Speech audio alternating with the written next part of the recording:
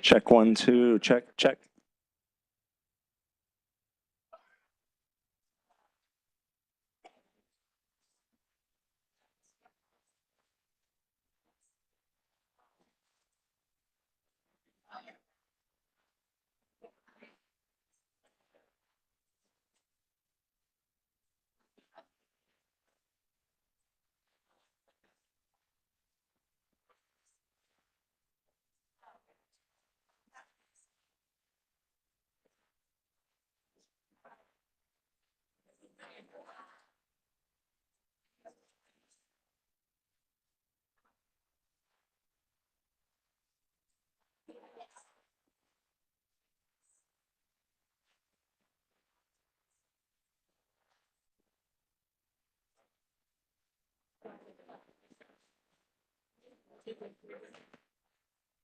I'd like to call this meeting to order.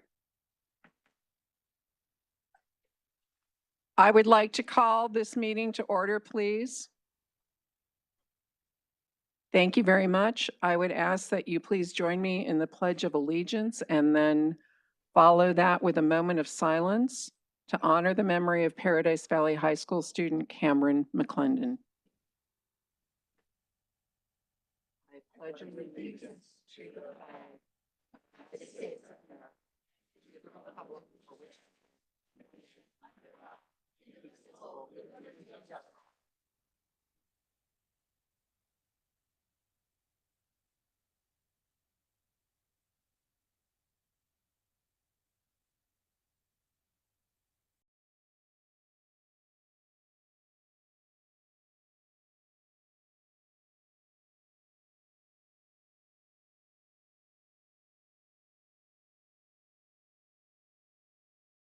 Thank you very much.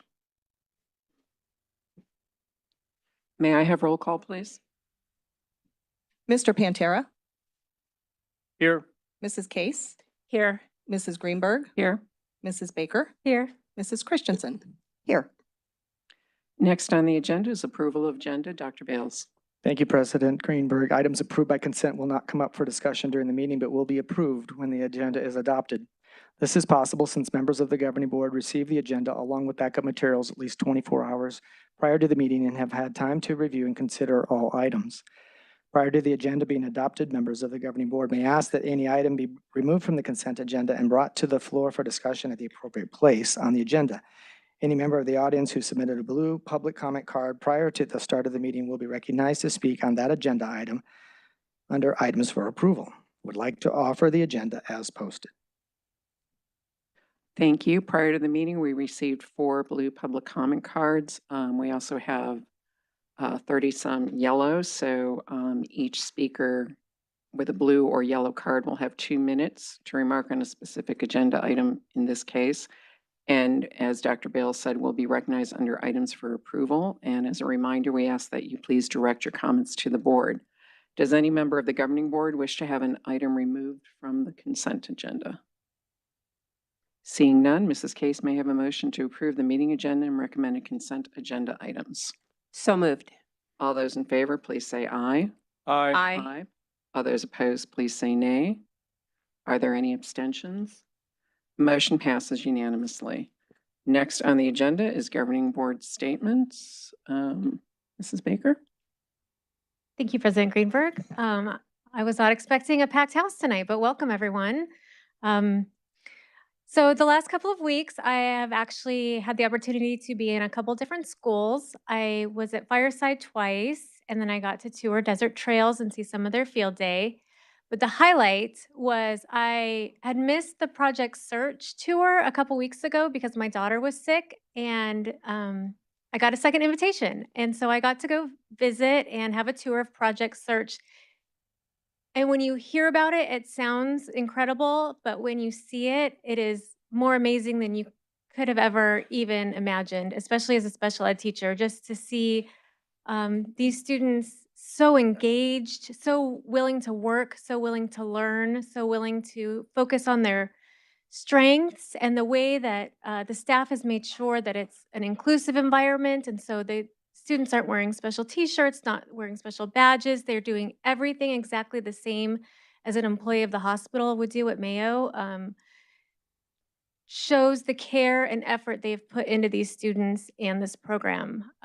One of the students was told by someone that he would never hold a job.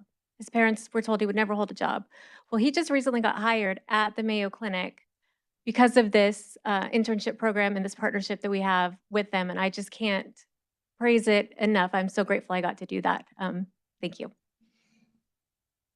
Thank you, Mrs. Baker. Mrs. Christensen?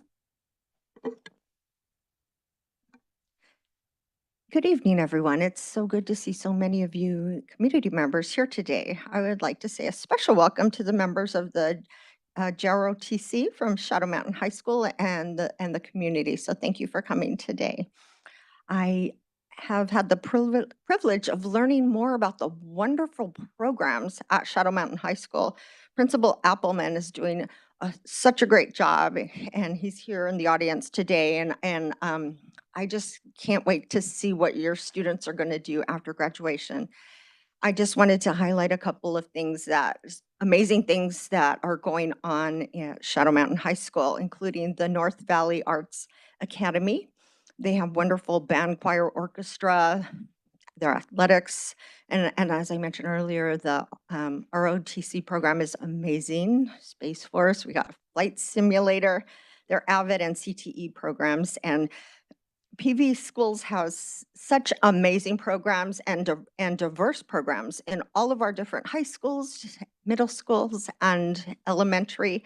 And I am really grateful to be a part of this community. And I would just like to personally say that I am committed to continuing to grow these programs and to support academic achievement at all levels, regardless of whether students want to continue on in careers, technical careers, being in the workforce, or attending college. So thank you again, everyone, for attending tonight. Thank you, Mrs. Christensen. Mrs. Case?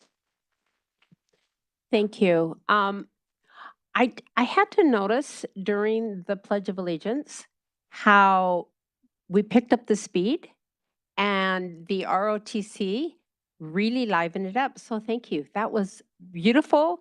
And I just felt like, I thought, why are we going faster? I thought, oh, these are young people who are eager in this world and who are excited to go into the military. And I just have to say thank you. That was really fun. On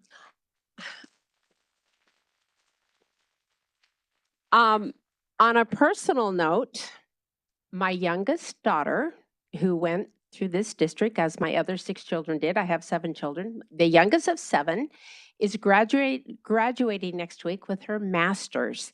And I just have to once again thank this district for the foundation she was given in this district. Even though she got a B in English her junior year and then retook it online so she could get an A, she learned so much from that teacher. And now as she has been writing her thesis and everything else, she was taught from elementary on the things she needed to know and the life skills she needed. And I'm so appreciative of the many fine teachers in this district. They make all the difference. And so thank you. Thank you, Mrs. Case. Mr. Pantera? Yes, hello, good evening. Glad to see so many people here. It's great always to see a full house here. So many things this week. Last week at this time, I was at Horizon High School. I believe this is our inaugural first year ever. Time to do girls flag football, right? So I said, I've got to see that, girls flag football. So I went to watch that game at Horizon. First play, a kickoff, was run all the way back for a touchdown. It was pretty interesting. I love it. I love to see all kinds of different things offered to our students. That's just been one of many of them. One thing that was very nice about that was that other sports were going on, and when their games finished, whether it's boys or girls sports, these folks were coming over and watching the flag football game and cheering for their fellow students out there on the field. That was great to see, to see that camaraderie of the students. I went to also to Shadow Mountain High School, Tuesday, for the Volunteers in Paradise, the VIP program we have here, where we recognize and acknowledge all the volunteers that help in our classrooms, mentoring and doing all kinds of things for our students. Took the tour, this the one Mrs. Christensen talked about. Saw the North Valley Academy, the arts, the performances, the dances, the artwork, etc. It was all fantastic. Saw their digital dual, that's that dual enrollment? The DAPS, let's just call it DAPS and leave it at that. Yeah, DAPS, that was fantastic too, with the things that these students are doing. They get done with this North Valley Arts and they have a professional portfolio they can share. We have people going right into the job market. They're coming prepared, all these different ways. I too went to the junior ROTC thing. I went in the simulator. I actually flew from Deer Valley Airport to Sky Harbor and no one died. Well, I had a good pilot. I was a co-pilot. He said I was a pilot, but come on, really? He let me steer it a couple times. Is that the right thing? Steering it? Do you steer it or pilot it? There's my guy, serious. And he did great because I said, well, I want to fly over my house. No, you can't do it. We can't see that. But we did see Chase Field. Fantastic thing. And the way he described everything that was going on with the panels, the way they can monitor each other, it's really state-of-the-art stuff. Fantastic. Again, all these different people I talked to, whether it's the arts people, the junior ROTC, the dual enrollment, they always said, I kept hearing this over and over again, our fellow classmates came to see such and such performance, or our fellow classmates did this and that. It's about this camaraderie. It's not little cliques or clubs. The whole school is holographic, homogeneous. It's just one wonderful thing to see it not into little partitions. And I see that everywhere I go in the district. There's no partitions, okay? We try and work and help each other out all the time. And I'm just very happy and proud about that. And keep up the good work, everyone. That's fantastic.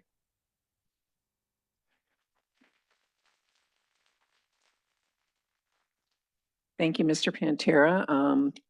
I also had the opportunity to attend the VIP celebration this past Tuesday at Shadow Mountain and got to experience many of the things that Mr. Pantera and Mrs. Christensen already talked about. One of the pieces that I don't think either of you mentioned yet was the music tech performance.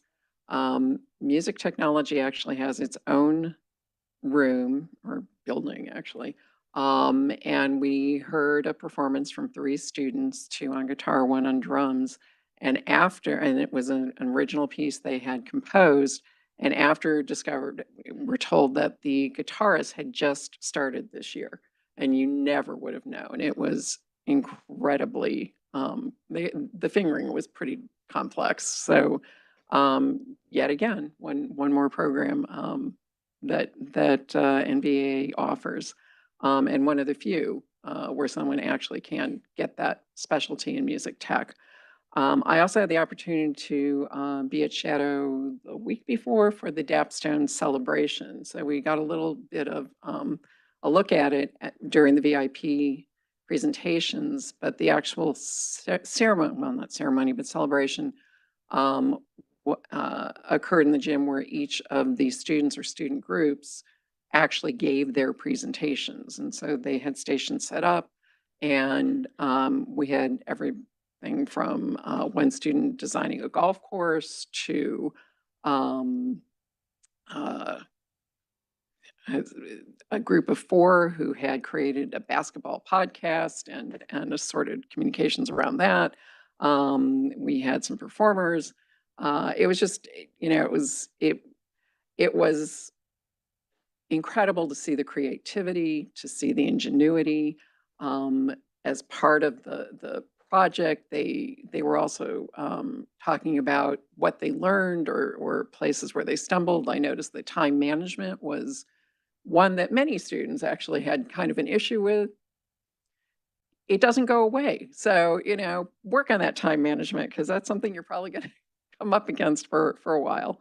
But again, to see where our students are and in their journeys of excellence is amazing. And this week, I also had the opportunity to visit the PVA Prom Boutique on its 4th of 5 days. So if you have not yet gone to prom and you still need an outfit, there is one more boutique shopping day this Saturday. As at the point I was there, I think more than 150 students had already gotten outfits, which is incredible. They will, if you have donations, they will take donations still, but I love the boutique. I love the fact that our teachers saw this need for our students and created this, and it has just grown every year, and it is amazing. And thank you all for being here, and that's it for our governing board statements. And next on the agenda is awards and recognitions. Dr. Bales. Thank you, President Greenberg.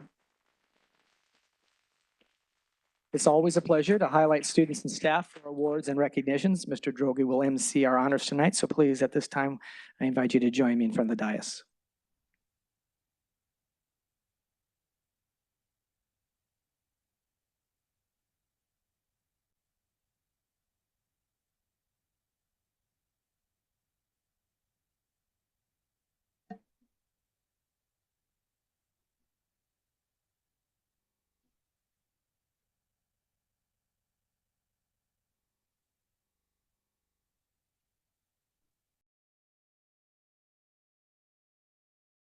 Thank you, Jesse. Good evening, President Greenberg, governing board members, Dr. Bales, members of cabinet, and attendees both in person and virtual. Tonight, we have several recognitions to share with you. This evening, we'll be inviting our honorees to the front of the room for their recognition and photo. So when I say your name or when your name is called, please make your way to the front of the room. Tonight, I have the distinct pleasure of introducing our Director of Fine Arts, Maureen Minnick, who's responsible for cultivating and overseeing the fine arts programs within our many extraordinary schools. Please help me welcome Ms. Maureen Minnick.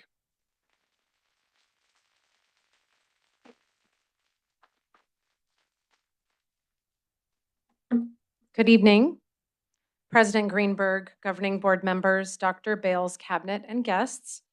Art is one of the many course offerings for students along their journey of excellence in PV schools.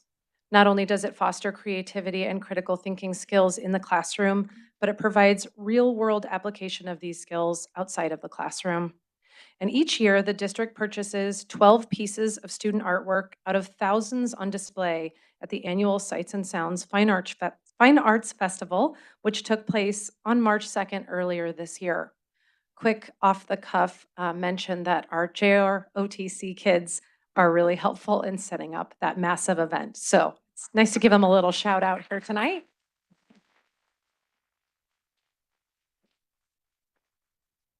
These purchased pieces are then professionally framed and added to the district's permanent collection of artwork, where they will remain on display in the boardroom for 3 years and then rotate out among the halls and walls of our district campus for all to enjoy for years to come. Please join me with their teachers and principals, many are here tonight to support their students, in congratulating these talented young artists. First up, we're going to have our elementary school honorees. We have Nora Guillen, a 6th grader from Echo Mountain Intermediate.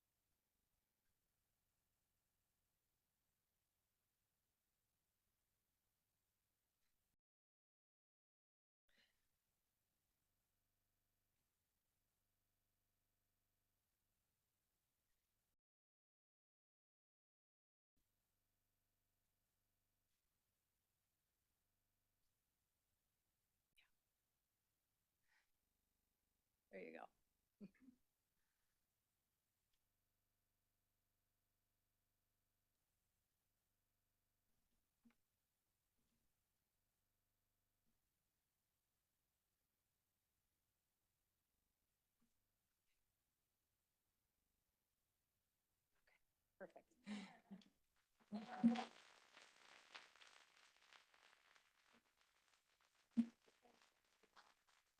So Nora was our brave student to go first tonight. So now we all know the routine. Next up, we have first grader from Mercury Mine Elementary School, Leo Head.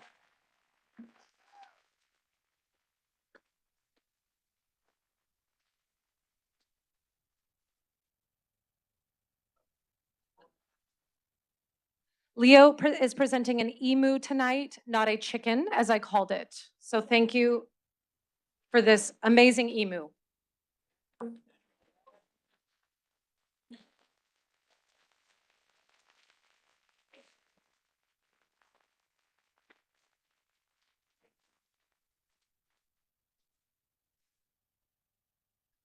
Oh, yeah. Yeah. Get a photo.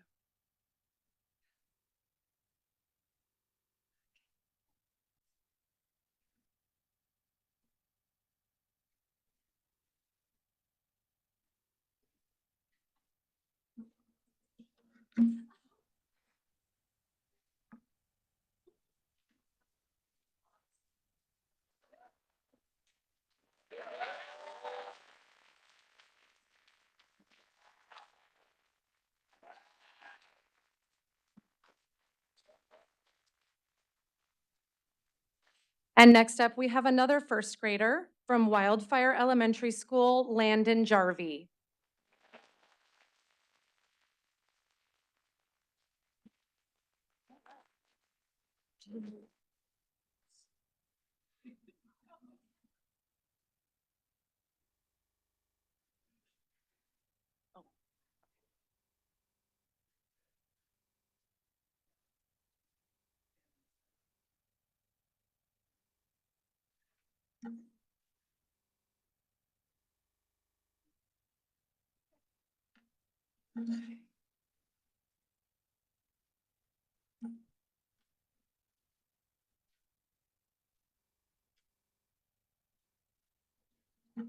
Okay.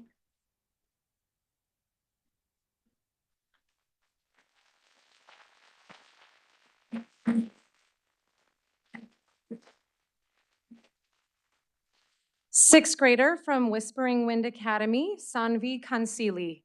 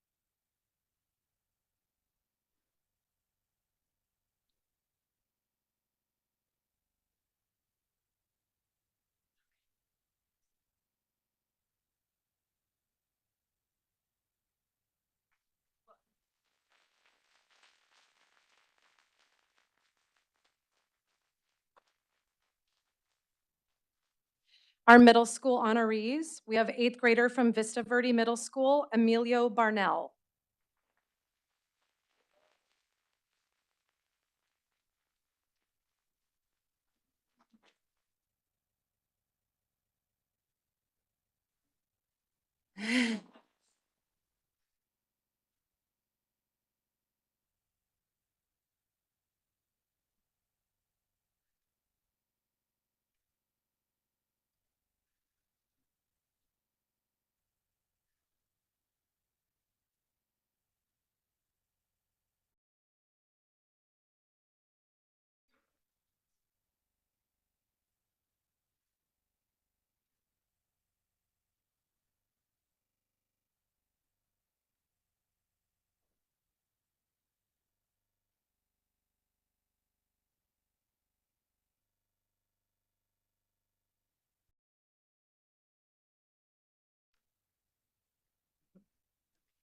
Thank you.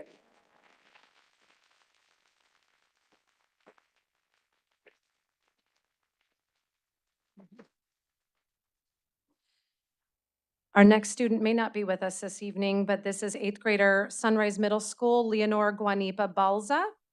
And their piece, is Leonor here? Okay. Leonor has the cactus piece here in the front, this beautiful desert landscape.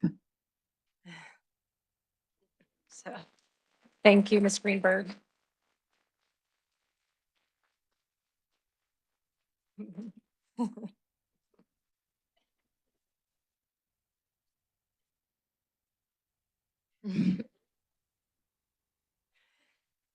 Next, we have eighth grader from Desert Shadows Middle School, Elson Palumbo.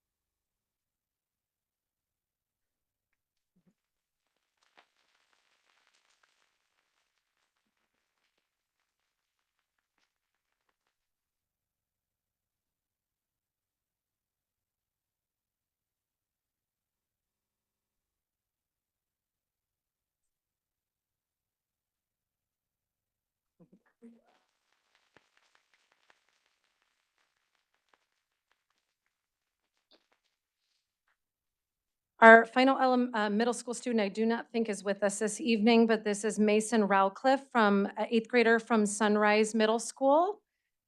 And it's the flamingo here in the front.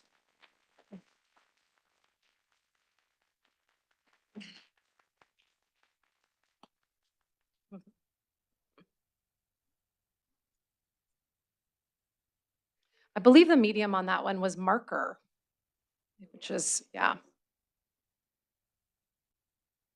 Yes. And now for our high school honorees, 10th grader from Paradise Valley High School, Archana Gurudu.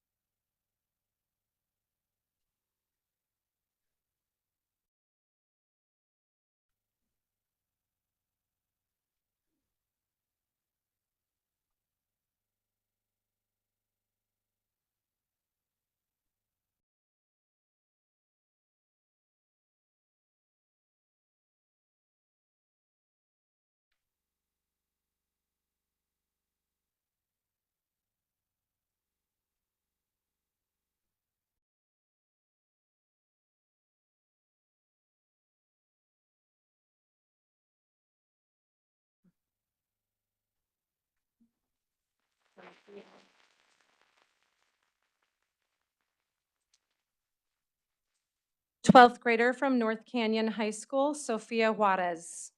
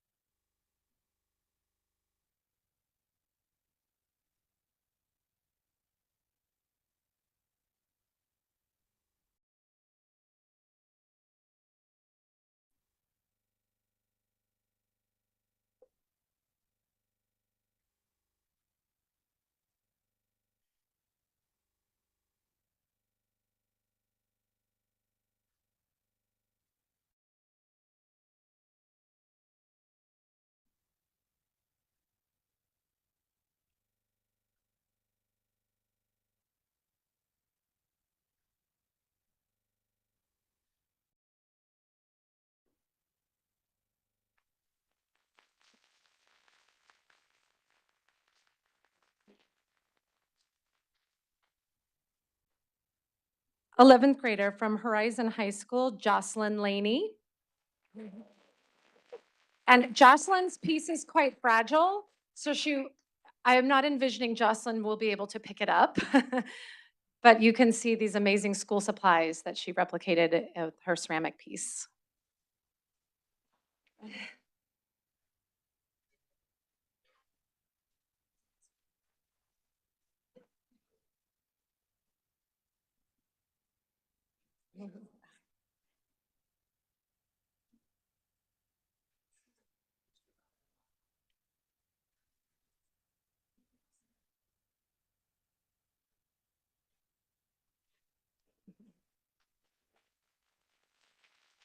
Congratulations.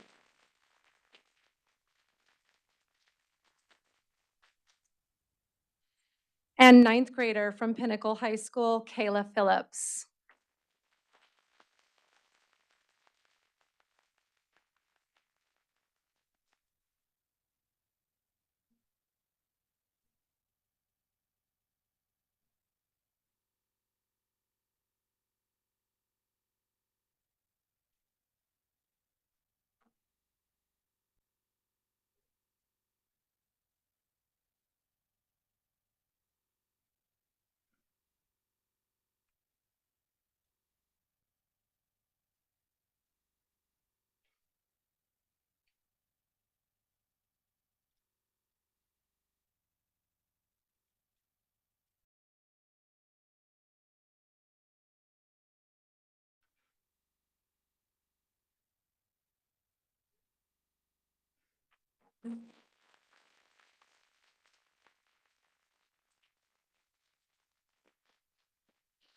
Parents and students did receive an honorarium before the meeting this evening, so we could have that part taken care of and celebrate today. And we thank you again so much for honoring these talented students.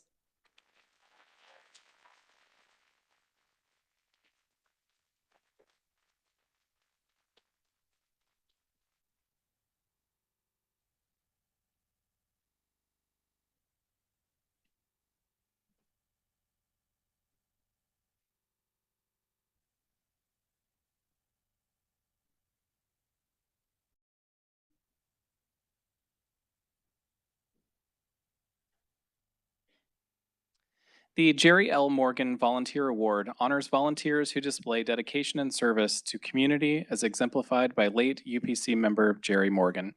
Tonight, Megan Starr, UPC representative, will be here to make the presentation.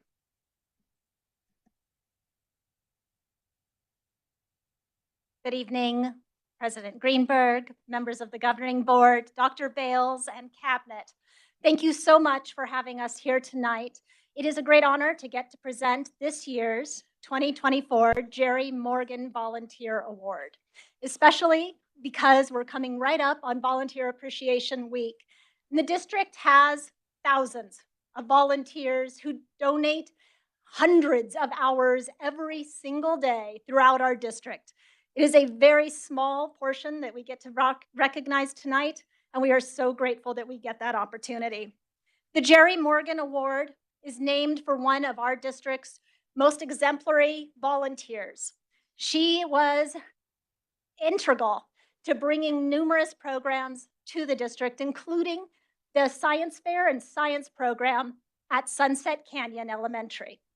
She was also a part of our UPC family. She was responsible for our newsletter and was one of the people who originally started bringing information to our parent groups about legislation.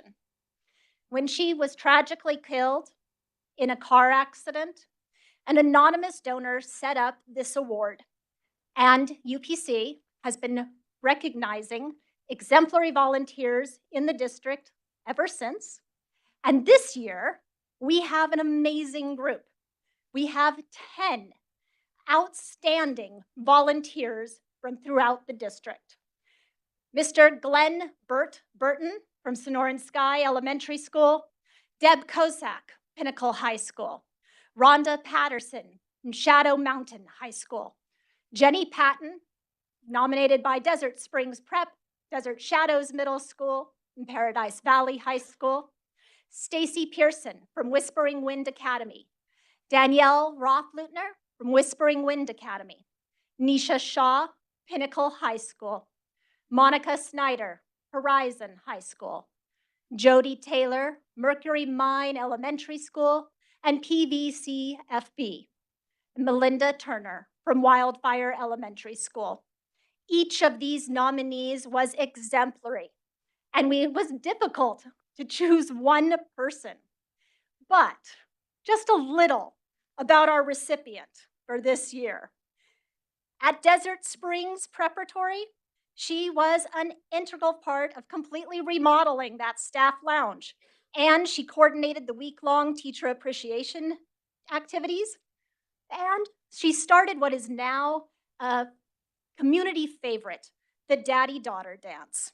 At Desert Shadows Middle School, she was always available to answer the call for volunteers, and she still goes back and helps out now with the Spanish classes.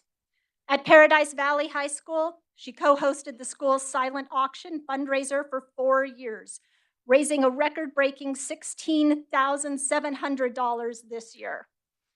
In the district as a whole, she has also lent her time and her talents.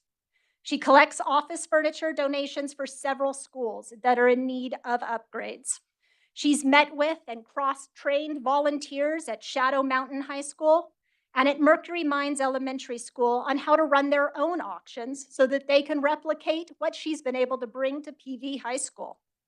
She also helps collect and bring donations to the PVA Prom Boutique, and she has helped provide donations for the job search program.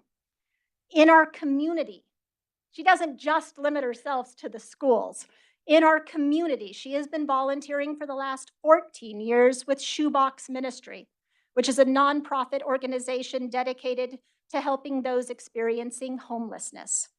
And she also helps with collecting, she also is a member of the National Charity League Cactus Wren chapter, which does numerous volunteer organizations throughout the valley. So I would like to introduce Miss Jenny Patton from Desert Springs Prep, Desert Shadows Middle School, and Paradise Valley High School. Let me give Jenny.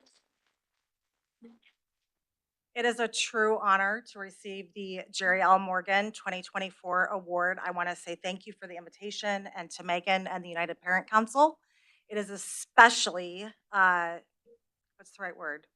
Cherished, because my daughter is also graduating this year from the Paradise Valley Unified School District. If I can share with parents that are listening and spread the word, please take time to see what your interests and your schedule are so that you can take time and give back to your own schools. There is so much to do, and there's 3 reasons why I personally do it. The why: number 1, the teachers. They care about the students deeply. Number 2, the administration and support staff are always available, resourceful, and organized. And number 3, the parents. I have met so many wonderful people to partner with, and I would encourage everybody to give back. Secondly, you heard about Shoebox. We have volunteered there for 14 years. They do great work in the community. They're actually down the street at 32nd Street in Thunderbird. I'll put a little plug in if you have any empty shoeboxes, hygiene items, or purses. We'd love to have those. But I share it for another reason, and we actually just learned this. I have chosen Shoebox to be the recipient of the $100 monetary donation from United Parent Council, which we thank you for that. Shoebox will be receiving that, and when we were coordinating communications with them, we learned that one of the accountants that supports Shoebox, her name is Gay Jones, is the sister of Jerry Morgan. So I got goosebumps and knew it was the right decision to give back to them. I pondered, obviously, giving back to the school, but when that was uncovered, the right decision. So I hope that everybody will continue to live out Jerry Morgan's legacy and give back to the community, spread kindness, spread happiness. And as Taylor Swift said, you can never go wrong being good to people. Being good to people is a good legacy to leave, as Jerry Morgan and everybody that's receiving this award has done. So thank you very, very much.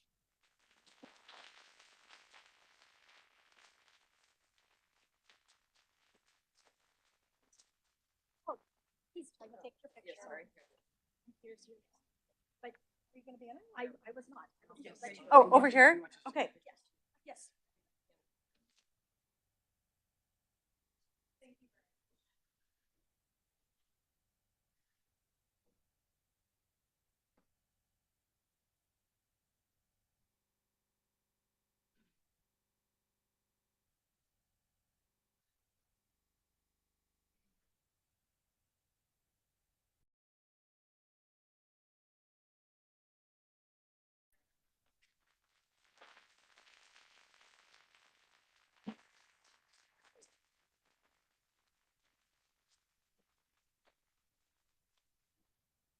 With much effort and enthusiasm, Horizon High School's DECA students dominated the state conference and are now officially AZ DECA state champions.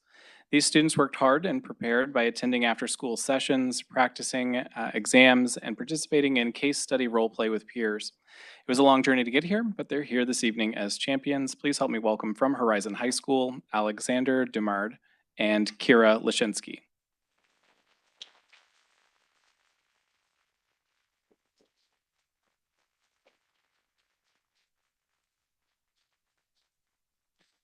These students are supported by their staff advisor, Suzanne Mirasola.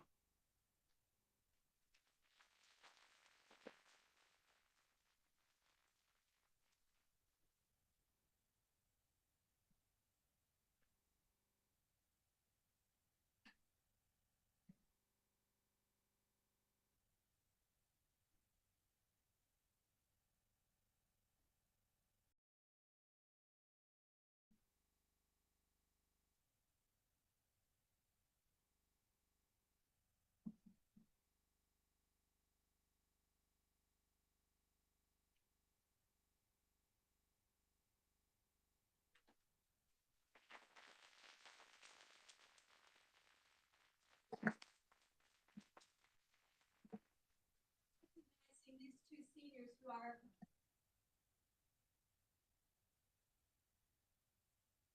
I've been at Horizon. They've been with me on this journey, and they have brought the DECA program to diamond level, which the only other school in the district that has achieved that is Pinnacle. So we got them.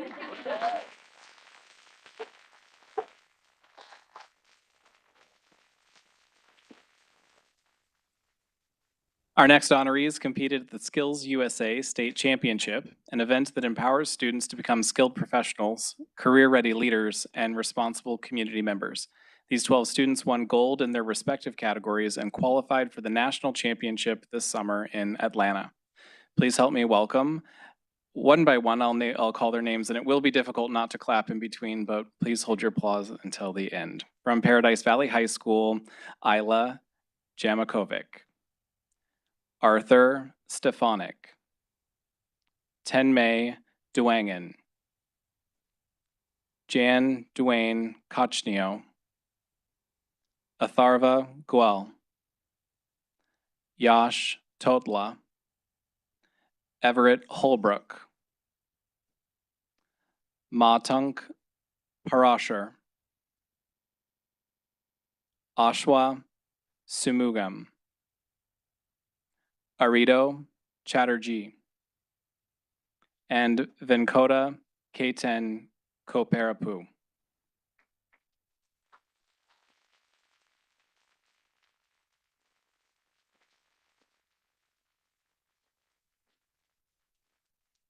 These students are supported by their staff advisor, Bama Verma, Dr. Rini Samuel, Joseph Troxel, and Jacqueline Sutton.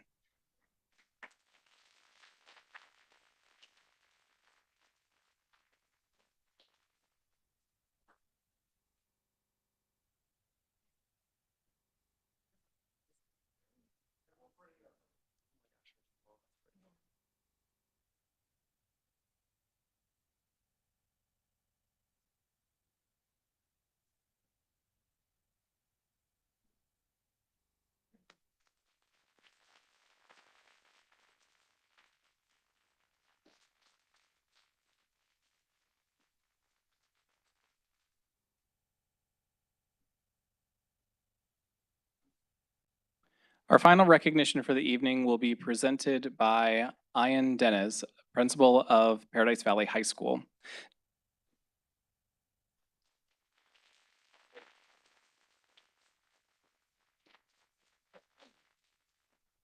That snuck up on me. Good evening, President Greenberg, Governing Board, Dr. Bales, Cabinet, and guests. It is my great honor to stand here before you tonight to represent an incredible group of leaders, the principals and vice principals of PV schools. We each bring endless hours of commitment and pure heart to the job that we love. Our community, cabinet, and governing board appointed us as leaders and entrusted us to engage, inspire, and nurture all students and staff through high-quality instruction, meaningful educational opportunities, and dynamic learning experiences. For the second time in our PVP's group history, we would like to recognize one of our leaders for the ACES Award, Administrators Celebrated for Excellence and Support.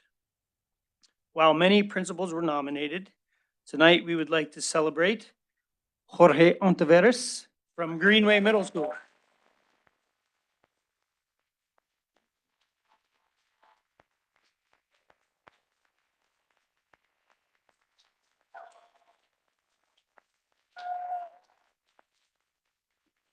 Hold on, not done yet. As one of our colleagues shared of Jorge, he is positive, encouraging administrator and colleague. He commits his time to many of our committees, gives valuable input, and always offers a smile or a fist bump to everyone he meets. He is a champion for his students and his staff, a proud product of PV schools, and a wonderful member of PVP. I also like to mention on a personal note, at one of our last NISL trainings that Greenway so graciously hosted, at the end of the session, Jorge went straight to the courtyard and played soccer with his students. On behalf of Paradise Valley principals, we honor Jorge as a true leader in Paradise.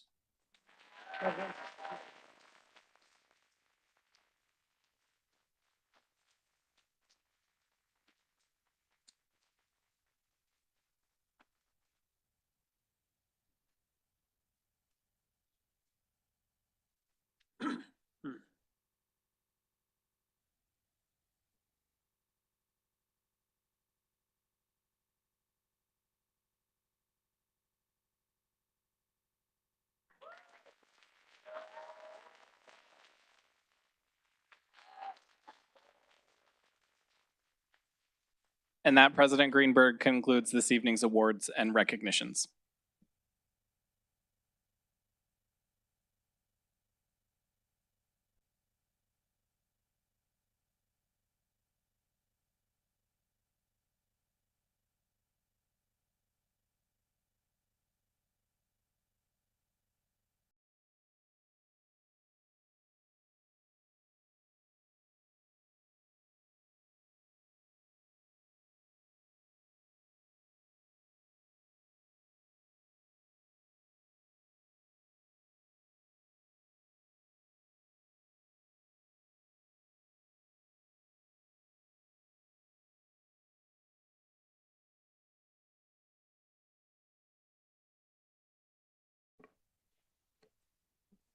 Thank you, everyone. For those of you in the back, we've got some seats open in the front if you want to come on down.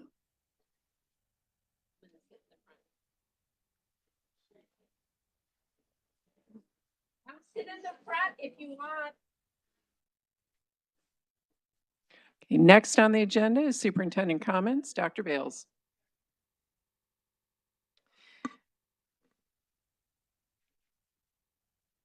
Thank you, President Greenberg. As we heard Mr.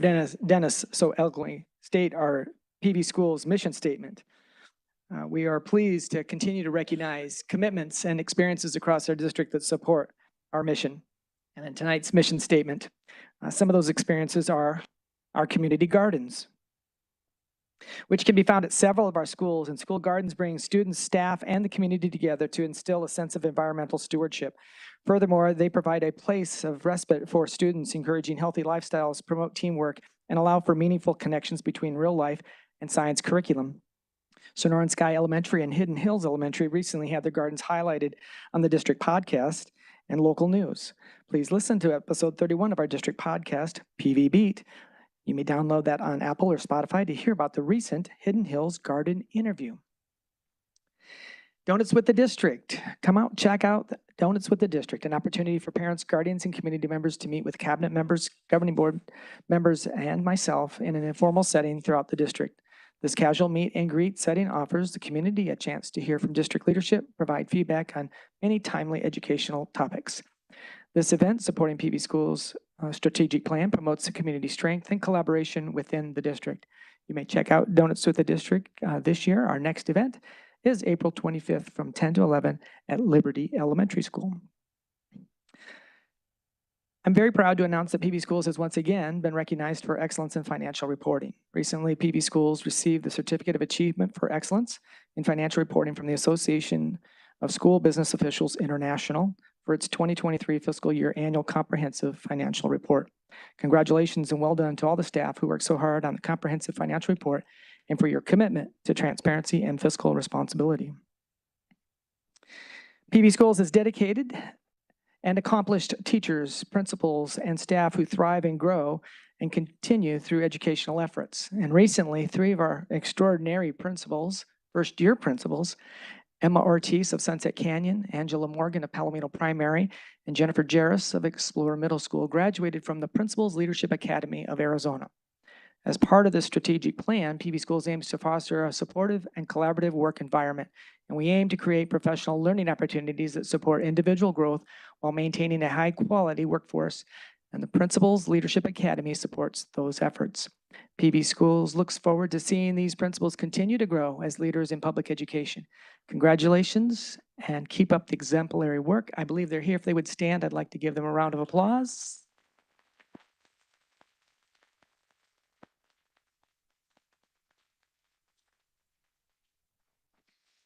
And lastly, tonight, I'm excited to announce the annual Empty Bowls event being held at the DAC right here in the East and West Conference Room here at District Office on May 2nd from noon to 6:30 p.m. The event showcases handmade bowls that are available for purchase in support of the PV Community Food Bank.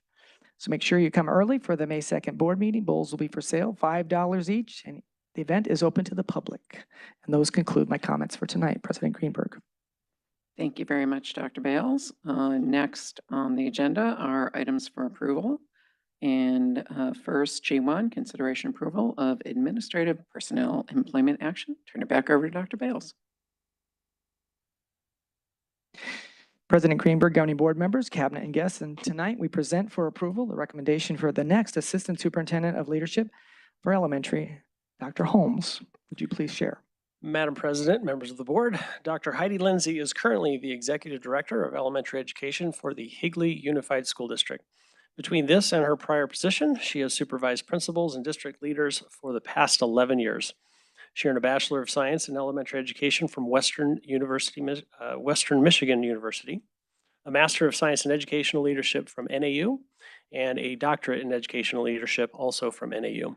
If approved, she will receive salary and benefits consistent with the Cabinet Bargaining Agreement. We recommend you approve Dr. Lindsay to be the next Assistant Superintendent of Leadership Elementary. Thank you, Dr. Holmes. Before I ask for a motion, we did receive one public comment card from Kerwin Franklin. I'll remind you, you have 2 minutes.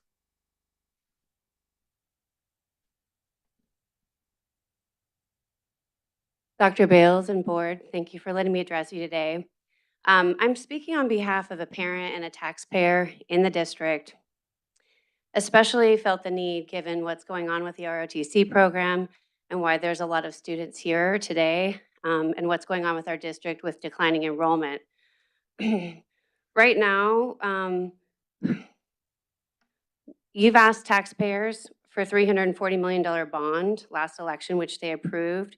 They also approved the M&O override. So every 2 years, we continue to give more and more money to the district, yet we continue to cut programs and lose students and cut schools. Right now, what I'm seeing is that there's not a lot of input from the district or parents and the taxpayers as far as where our money is spent.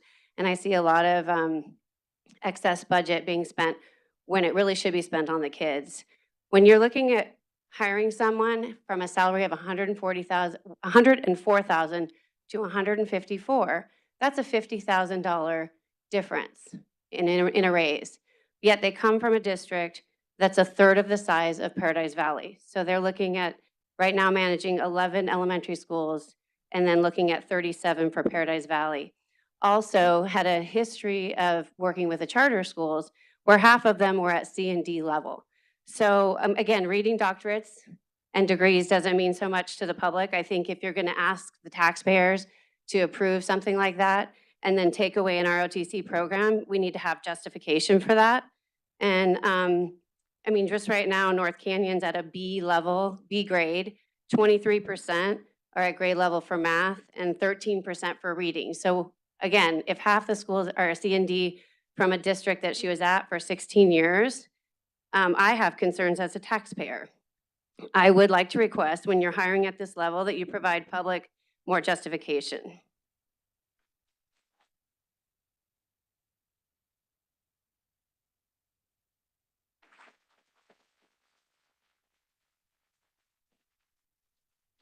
Mrs. Case, may I please have a motion to approve the recommendation to hire Dr. Heidi Lindsay for the position of Assistant Superintendent of Leadership Elementary as presented? So moved. Does any board member wish to make a comment? Mrs. Christensen?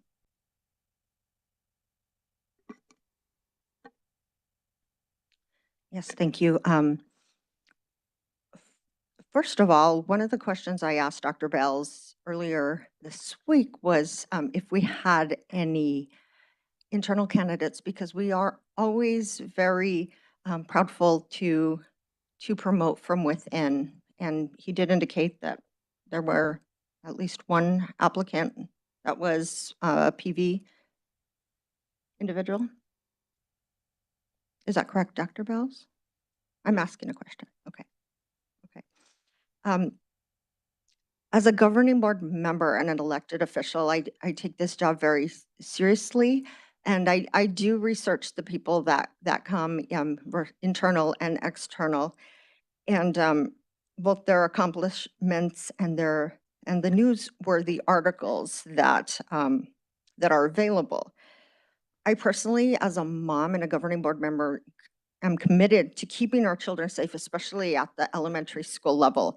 One of the items that I came across in my research was where a program, I believe it's called Pebble Go. It's an app where elementary students were able to access inappropriate content. I just would like to know how, in this role, Dr. Lindsay, you will ensure us that you will keep our students safe and that there will be no inappropriate content for elementary school kids.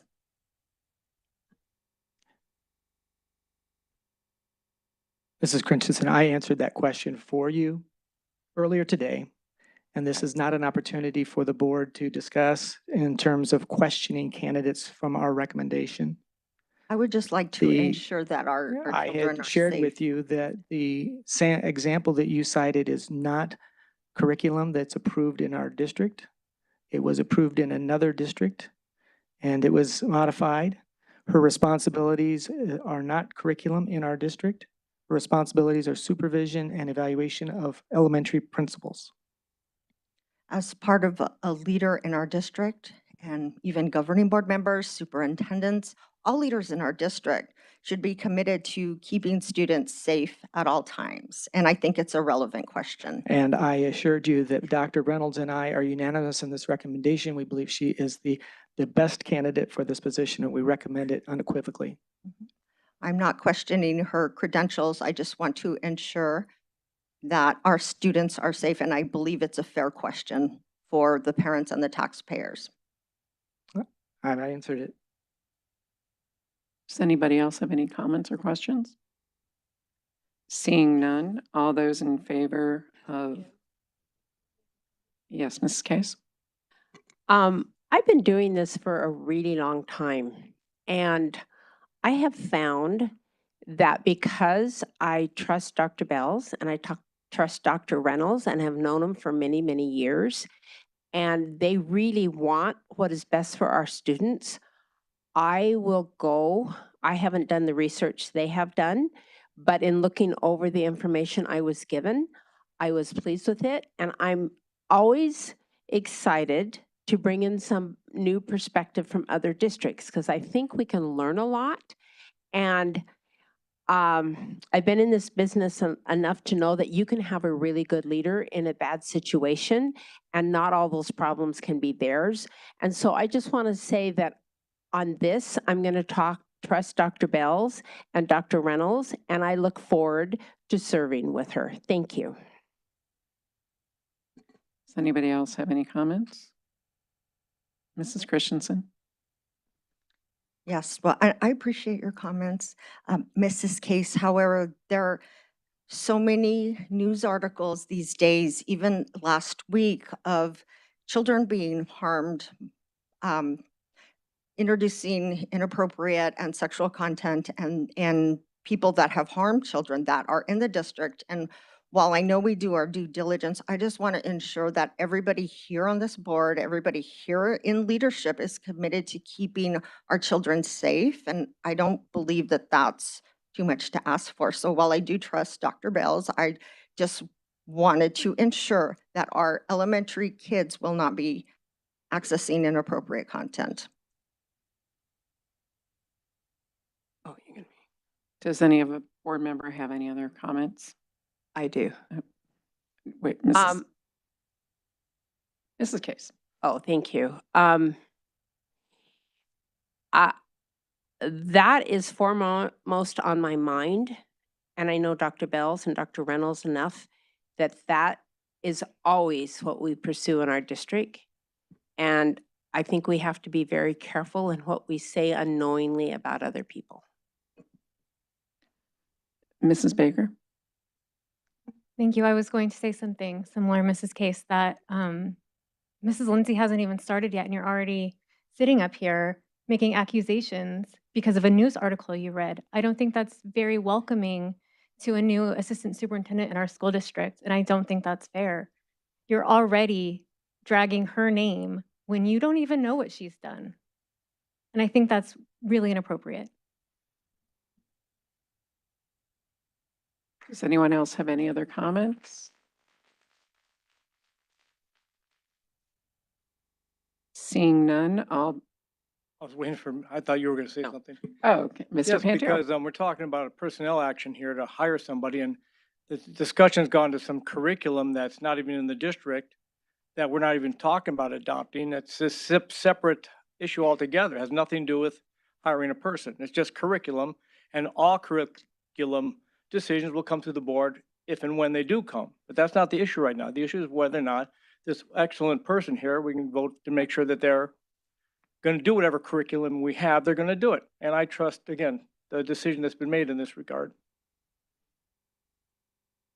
Does anyone else have any other comments? Thank you to the board members. All those in favor, please say aye. Aye. All those opposed, please say nay.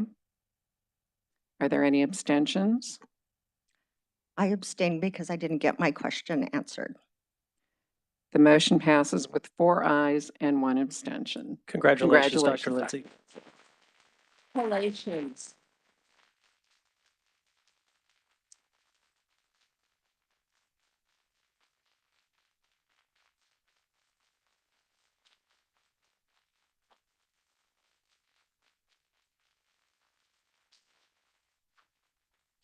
Do you have any family or friends you'd like to?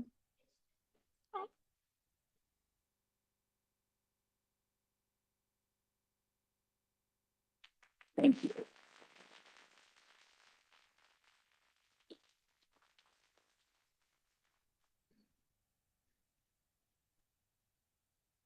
Next on the agenda, we have a large number of policy changes. Dr. Bales.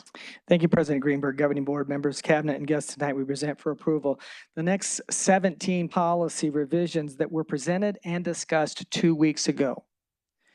All 17 policies were discussed and presented 2 weeks ago. There are no changes on any of the policies as previously mentioned, so therefore I'd like to recommend items G2 through G18 be approved.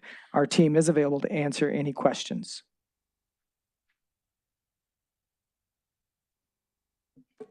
Thank you, Dr. Bales. Mrs. Case, may I please have a single motion to approve the recommended policy revisions for agenda items G2 through G18 as presented? So moved. Does any member of the board have any comments? Seeing none, all those in favor, please say aye. Aye. All those opposed, please say nay. Are there any abstentions? Motion passes unanimously. Thank you. Next on the agenda, Dr. Bales, we have G19. Thank you, President Greenberg, Governing Board members, Cabinet, and guests. And tonight, we present for approval the recommendation for changes and/or additions to the bargaining agreements with Paradise Valley Support Employees Association, the Paradise Valley Education Association, the executive support staff, the principals, the central office administrators, and cabinet for the 24-25 school year as presented, 19A through F. Dr. Holmes. Madam President, members of the board, we're asking for your consideration and approval of the certified bargaining agreement. Major changes are reflected in the memorandums of agreement, and minor changes are highlighted throughout the bargaining agreement. They include changes to leave language, changes to instructional aid allocations, and the addition of $800 to base salary funded out of the classroom site fund. A few minor addenda adjustments, and in addition to contingency language that potentially provides for a one-time retention pay for returning employees funded out of ESSER. And I will share that that contingency language is consistent for all of the agreements that we'll be presenting tonight. This agreement was ratified by certified employees on April 9th, 2024. We recommend your approval.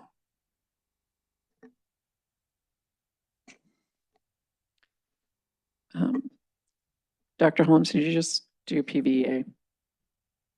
Yeah, yes, the certified bargaining Thank you. agreement. Yes. I'm sorry, my script is a little reversed, and it's okay. This would be G19A, and I do have one public comment card. Josh Atkins.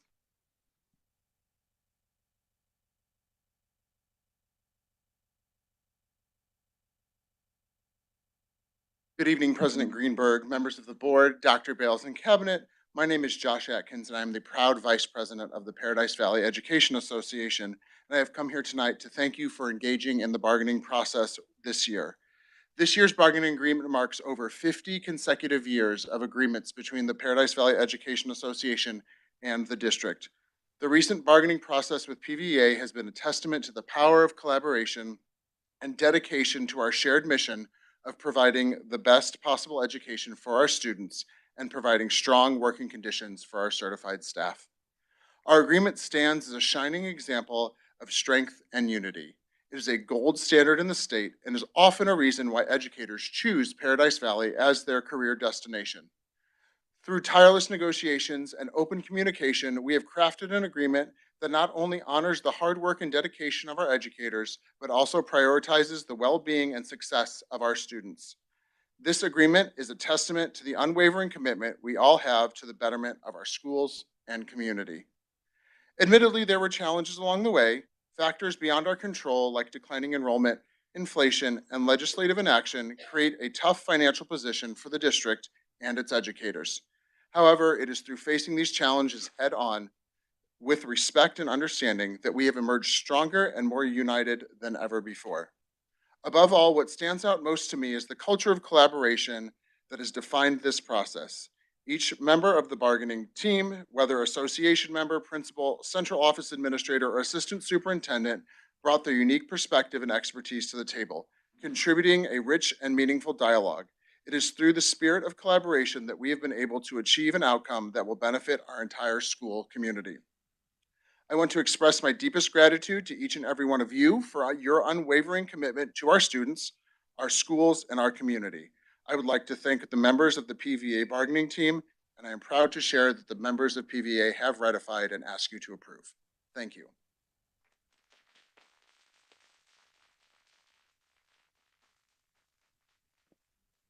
Mrs. Case, may I please have a motion to approve the recommended changes and or additions to the PVA bargaining agreement for 2024-25 as presented? So moved. Does any board member wish to make a comment? Mr. Pantera? Yes, what Josh said there was basically what I was talking about in my opening statements, that when we have bargaining, it's a collaborative process. It's not confrontational in that, well, teachers against classified or classified against principals. No, we're all working together to tell a story, to work our brains as best as we can with the parameters given to us to make everything better for the students. And I'm so proud that we've been doing it for years and we continue to do it. I just wish as board members, we all wish we could do more for everyone involved in this district. But again, we have the same parameters you all do. That's all I need to say about that. Thank you, Mr. Pantera. Does anyone else have any other comments? Seeing none, all those in favor, please say aye. Aye. All those opposed, please say nay. Any abstentions? Motion passes unanimously. Back to Dr. Holmes for PBSEA. Madam President, members of the board, we're asking for your consideration and approval of the Education Support Professional Bargaining Agreement, PVSEA. Major changes are reflected in the memorandums of agreement, and minor changes are highlighted throughout the bargaining agreement. They include changes to leave language, transfer language, and the increase in pay to a number of positions as a result of the work of our compensation task force and bargaining teams. It also includes the updated contingency language. This agreement was ratified by education support professionals on April 9th, 2024. We recommend your approval. Thank you, Dr. Holmes. We have one public comment card for this item. Michelle Courtwright.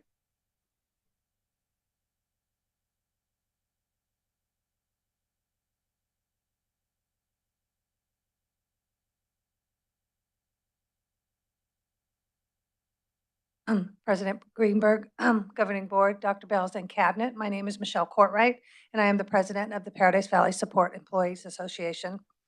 Our members ratified at 94%. Many of them did so knowing that it meant no increase for them. They did this because they trust us and they trust the process, and I want to thank them.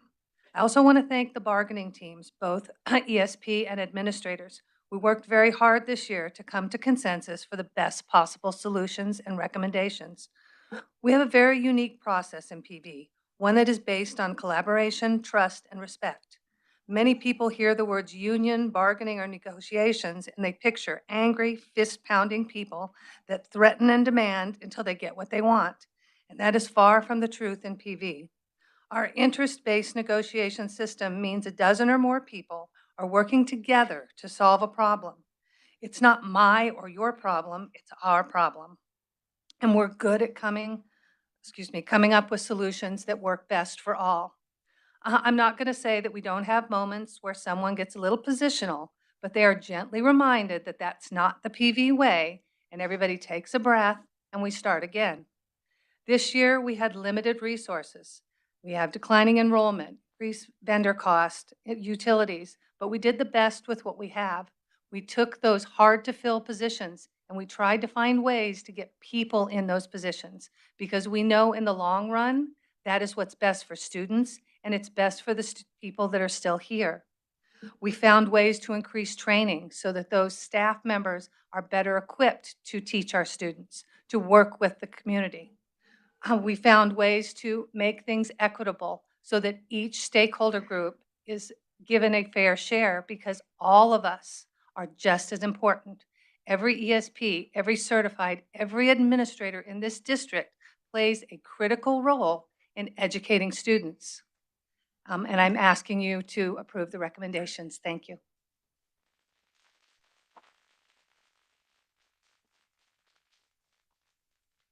Thank you, Mrs. Case. May I please have a motion to approve the recommended changes and/or additions to the PVSEA bargaining agreement for 2024-25 as presented?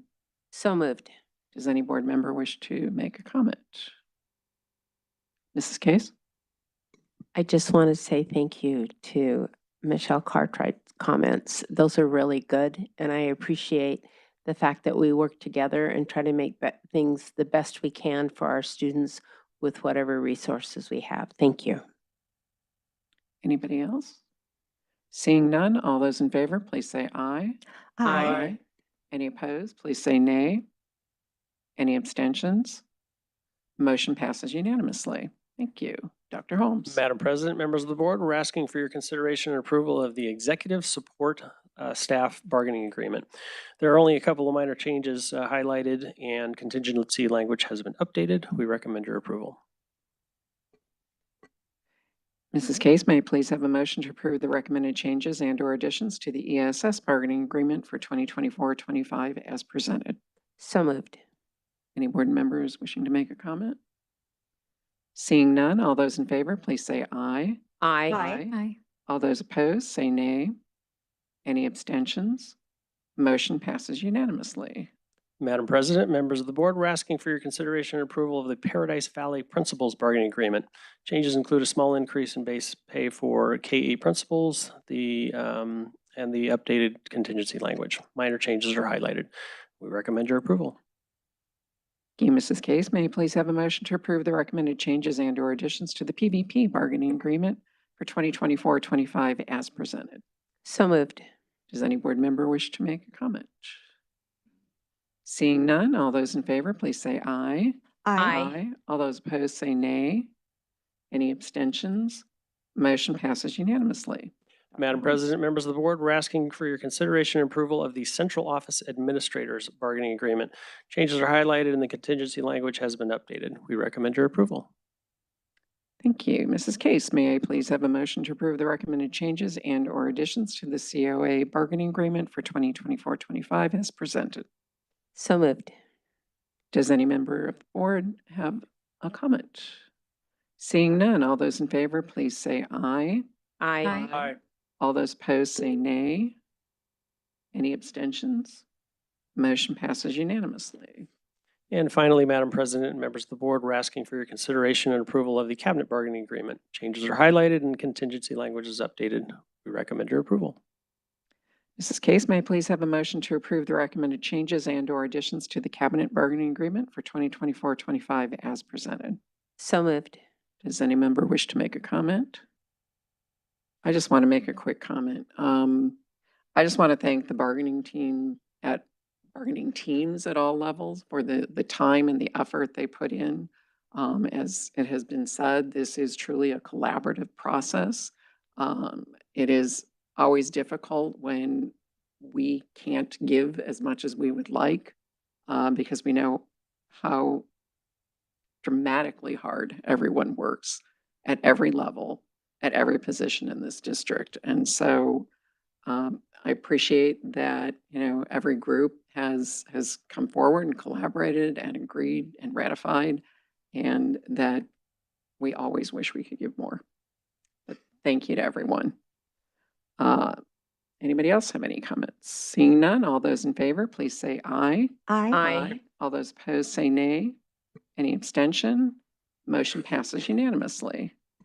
Next on the agenda is consideration approval of changes and/or additions to the contracts for, do I have to read the whole thing? Continuing probationary certified teachers, ESP, ESS, ESP exempt, principals, and administration for 2024-25. Dr. Bales. Thank you, President Greenberg, governing board members, cabinet, and guests. And I think this one might be an opportunity for Dr. Holmes to summarize those changes for the contracts for all of them, rather than individually, maybe. I'm not sure. I was going to present them as a group, yes. As a group, all right, Yes. because as templates, contract templates, the language changes are consistent with all the groups. So this would be items 20A through F. Dr. Holmes.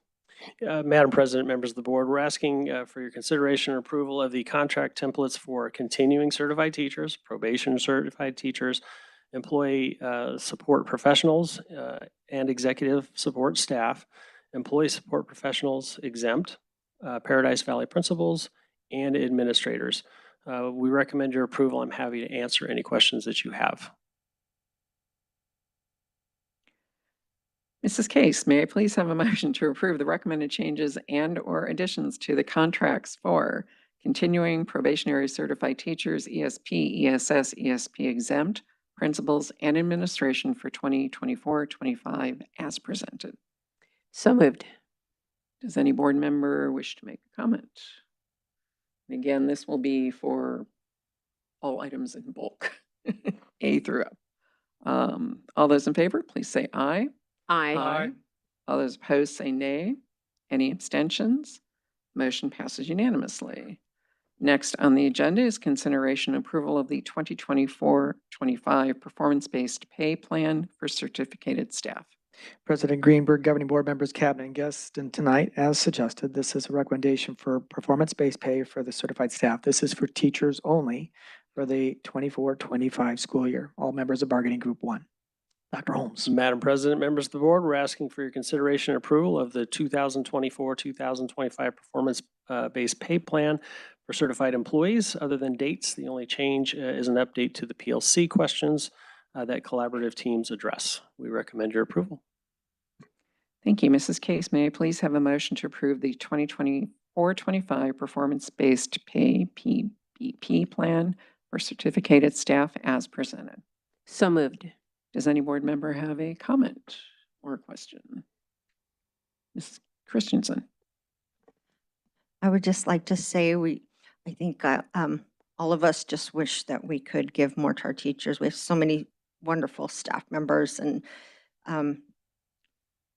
we're going through tough times and we're making tough decisions, but we, just know that we appreciate you, and we wish that I cannot speak on behalf of the board, but I wish that we could provide more in terms of compensation to all of our educators.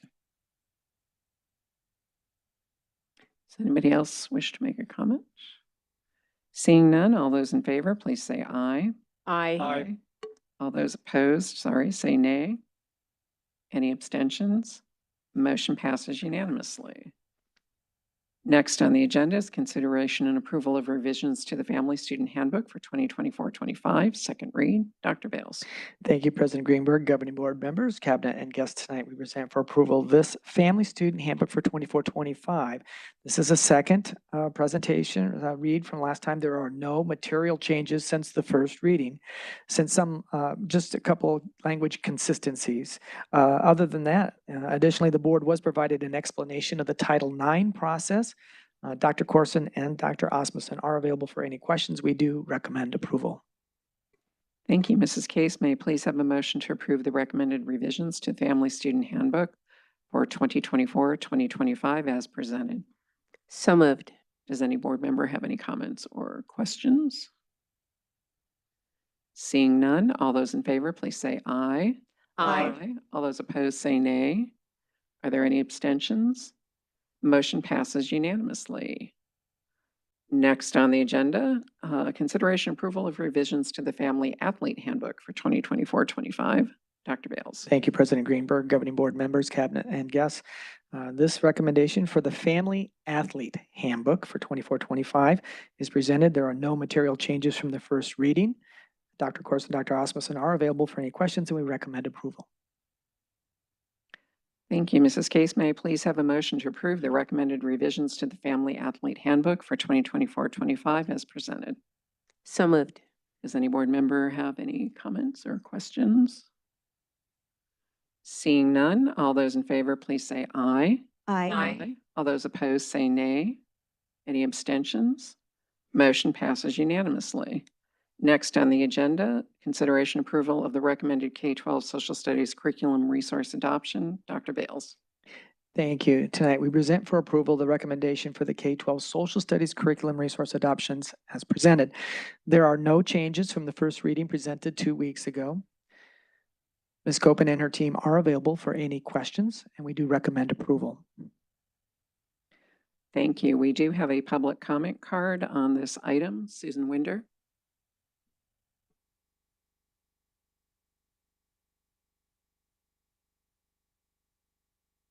Good evening, Dr. Bales, board members, and staff. I'm a taxpayer in the district. My name is Susan Winder. I forgot that part. I had the privilege of attending several of the last meetings with the Social Studies Curriculum Committee. And first, I want to congratulate them. They were very welcoming, kind, and even would allow me to share some concerns. The last meeting I attended was the one where they selected the curriculum they were going to bring forth to you. And I want to share with you the comment that I made with them. I agreed with the selection that they made, but I shared with them that there's one issue that they could run into.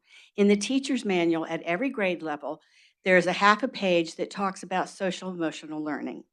And I flipped through as best I could some of the grade levels to see if it was in the context of the curriculum. It didn't seem to be, but it was in the front.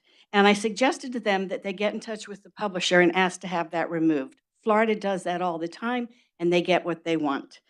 It is my hope that you will consider the following things before you make that final suggestion.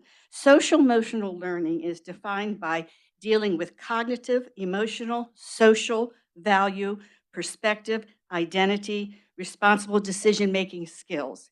The only one of those that teachers have been educated in and really are qualified to deal with are the cognitive.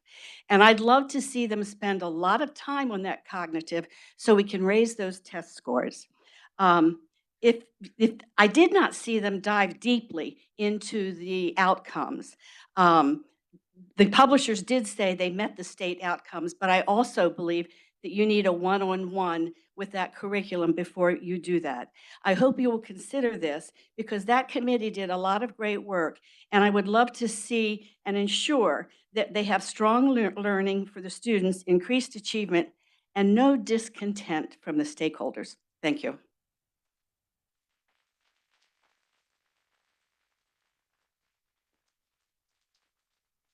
Mrs. Case, may I please have a motion to approve the recommended K-12 social studies curriculum resource adoption as presented? So moved. Does any board member have any comments? Mrs. Christensen? Thank you, and I appreciate the community member from attending those and giving her comments.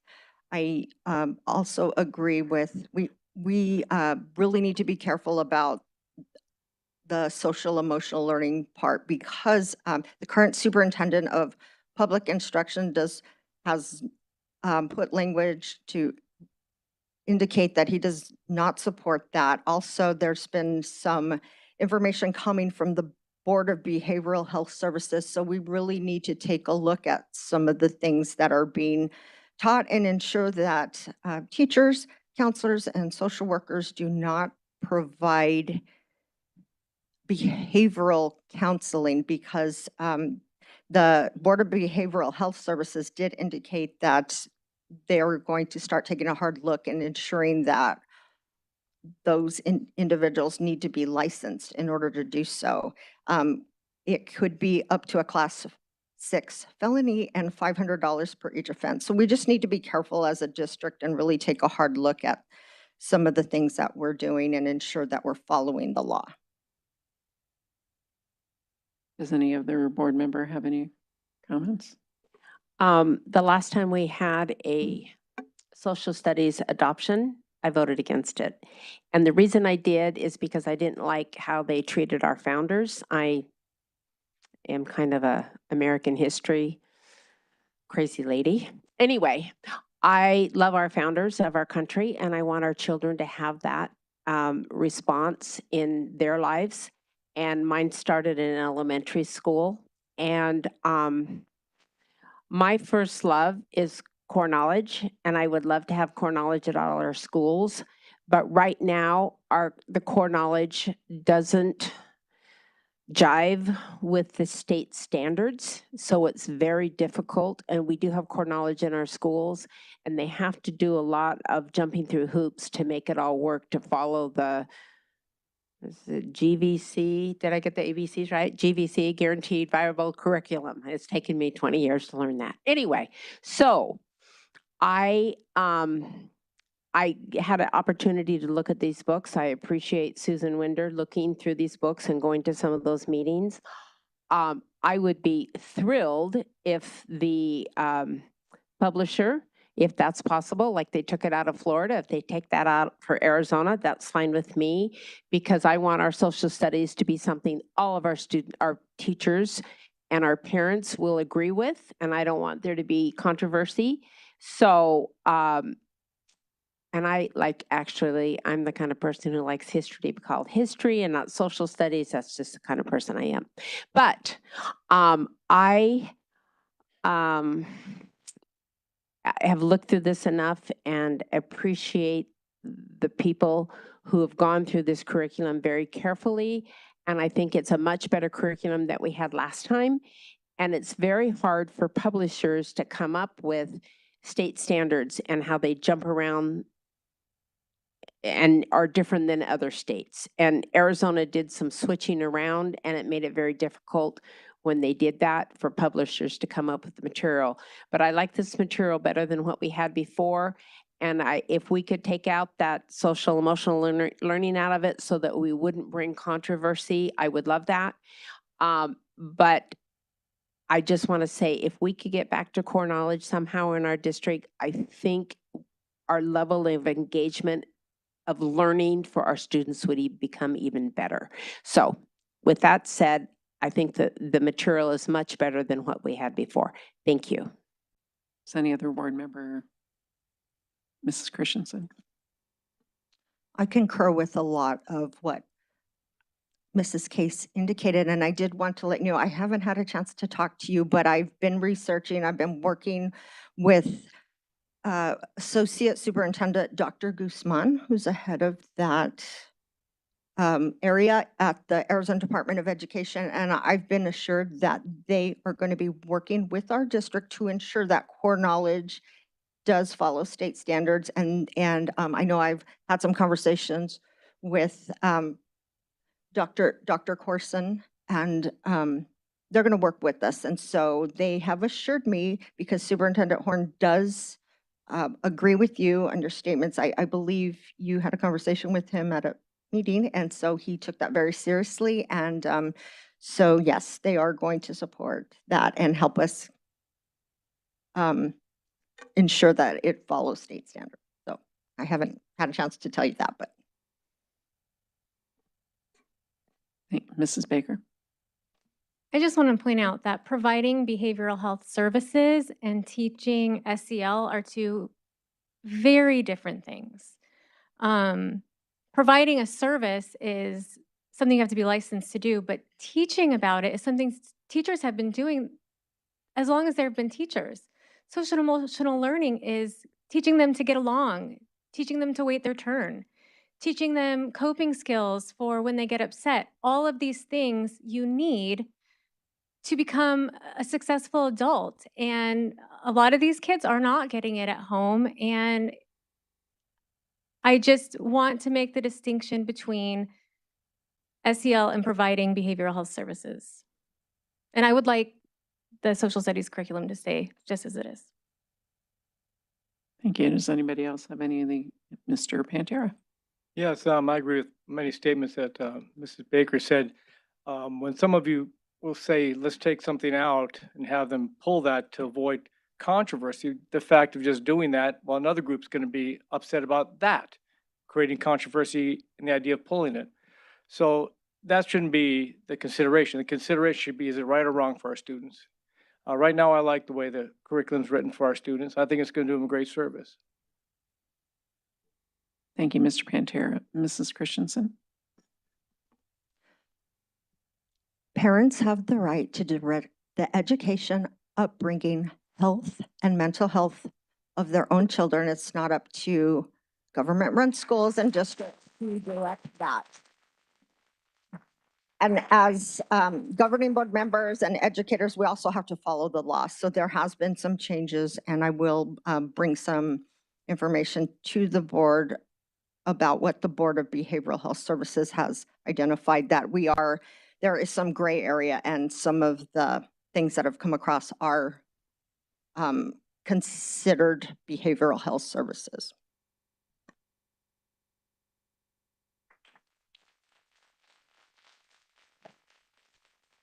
Does any member of the board, Mrs. Sorry, Baker? I have one more comment. I'm sorry.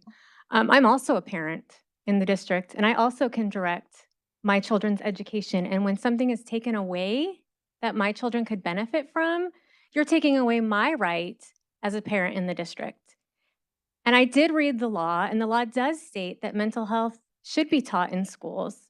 And it is in the state standards. And so this doesn't go against anything in the law and anything in the state standards. I've read them.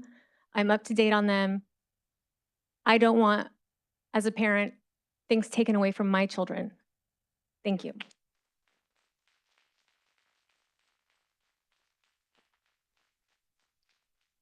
Thank you. Does any member of the board have any other comments? Are we ready to vote then? All those in favor, I will read the motion again, that we are moving to approve the recommended K-12 social studies curriculum resource adoption as presented. All those in favor, please say aye. Aye. Aye. All those opposed, say nay. Any abstentions? Motion passes unanimously. Thank you. Next on the agenda is consideration and, oh wait, yes, sorry. Consideration approval of the recommended 712 Educational and Career Action Plan Platform Curriculum Resource Adoption. Dr. Bales. Thank you, President Greenberg, governing board members, cabinet guests. And tonight, as suggested, the 712 Educational and Career Action Plan, ECAPS, is a curriculum platform for resources that we are presenting for approval. This was presented and discussed 2 weeks ago. There are no changes from the first reading, and Ms. Copen and her team are available for any questions. We recommend approval. Thank you. Mrs. Case, may I please have a motion to approve the recommended 712 ECAPS platform curriculum resource adoption as presented? So moved. Does any member of the board have any comments? Seeing none, all those in favor, please say aye. Aye. Any opposed, say nay. Any abstentions? The motion passes unanimously. Next on the agenda is call to the public. So I would ask that you please turn your attention to the video monitors.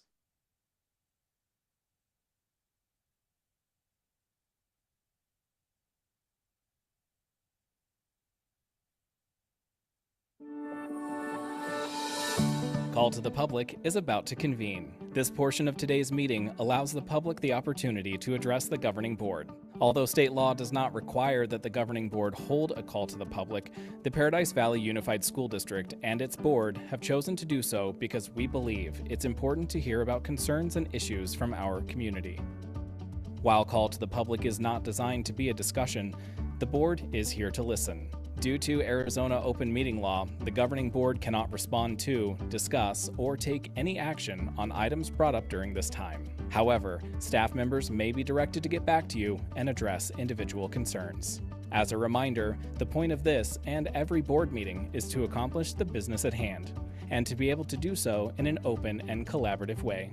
All in attendance are expected to observe meeting rules, as well as rules of politeness and decorum, so that we may serve as an example to our students that issues can be discussed in a respectful and civil manner.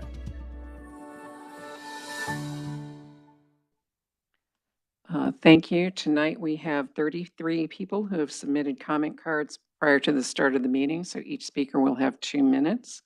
As a reminder, we ask that you please direct your comments to the board, and as a reminder that the board cannot respond. Please state your first and last name when you come to the podium. I apologize in advance if I mispronounce anybody's name. Our first speaker will be Scott Hunt, followed by Aaron Zeligman.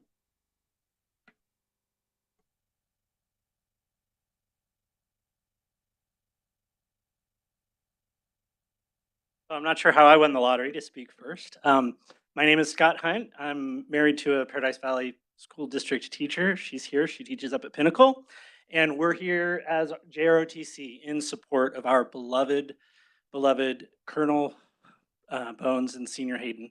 So these kids have just had an amazing experience with them. We were coming in. My wife said, Ryan needs a haircut. And I said, wow, and I was sitting there thinking, you know who else knows that Ryan needs a haircut? Colonel and Senior. You got 100 of the cleanest cut kids in the district, and you got 40 or 50 of them sitting in this room. So by my math, there's, 40 or 50 kids and another 20, 30 parents who've got 160 hours of work going in right at this minute to lobby for these two guys, because they're amazing. They're changing these kids' lives. They're giving them amazing opportunities, and they're raising just amazing young adults. Thanks.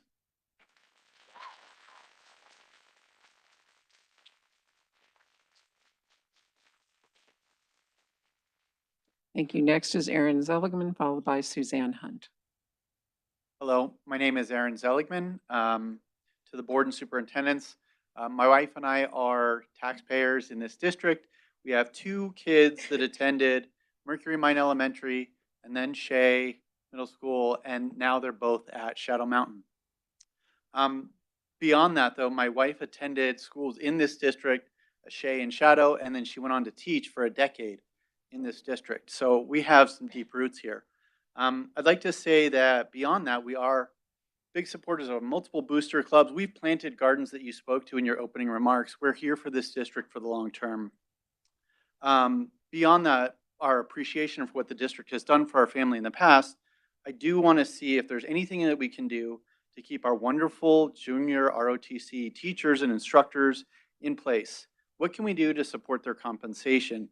Hearing about losing our children's absolute favorite instructors is disappointing, prompted us to do a little bit more research.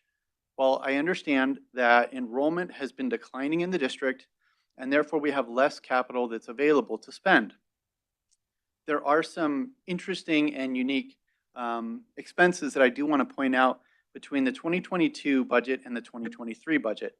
For example, instructor expenses were reduced by roughly $2.2 million, which represents a 1% decrease, which is certainly understandable considering declining enrollments. However, administrative expenses increased by roughly $900,000 or a 3% increase. So it begs the question, where are we putting our money? Are we putting it to direct student enrollment and involvement and education, or is it going to other areas? So I want to advocate for all teachers and all support personnel across the district. However, those that directly influence the lives of our students, I believe, are the most impactful. We are absolutely heartbroken to lose such incredible. Thank you very much. Your time is up. Thank you.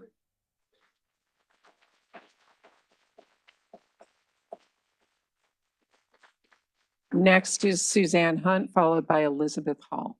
Hi, I'm Suzanne Hunt, a teacher in the district and a parent of a JRTC cadet. He's a sophomore, and this has been one of his most absolute, impactful, amazing experiences in his whole PVUSD career. And Colonel and Senior are amazing men who dedicate so much time and definitely help develop college and career students, all the way from students who've gotten accepted to the academies to students who go straight into the military. And I just want to advocate on behalf of these cadets and ask that if there's any way we can reconsider the pay structure for our two instructors, we would love that. Thank you.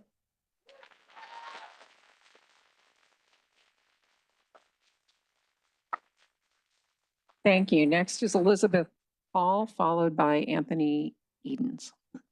Hello all. My name is Elizabeth Hall, and I am a senior at Shadow Mountain High School and a member of Shadow Mountain Space Force Junior ROTC. I am also the J100 recipient for our unit. I'm here today to provide you some insight on the impact of JROTC on our school and on my life. A good teacher can change your life, and I've learned this over the past 2 years. Lieutenant Colonel Bones and Senior Master Sergeant Hayden have changed my life for the better. A teacher will teach as it is their job, but a great teacher will be a mentor. They will take your weaknesses, make them strengths, and take your strengths and make them stronger. I am upset and I am frustrated with recent decisions that have forced our two amazing mentors of mine into resigning. I'm upset that many years of kids to come after me will not be able to experience the same growth that I have, and I am upset that these future students will not be presented with the same opportunities that I have been so lucky to have in my lifetime. Colonel and Senior taught me how to be a leader that works for the greater good of those around me. They showed me the importance of putting others before myself and showed me the importance of being a well-rounded individual. There is a huge importance in keeping these people who truly care about our students in their futures in our schools. These teachers take each student in with open arms and guide them to greater things and greater futures. And these teachers take time out of their days just to make sure ours can be better. I feel as though this is a huge mistake by letting these two amazing mentors go too soon, and I truly hope that you are able to see the impact this will have on a crucial program at our school and make an attempt to right the wrongs that have led to this point. Thank you.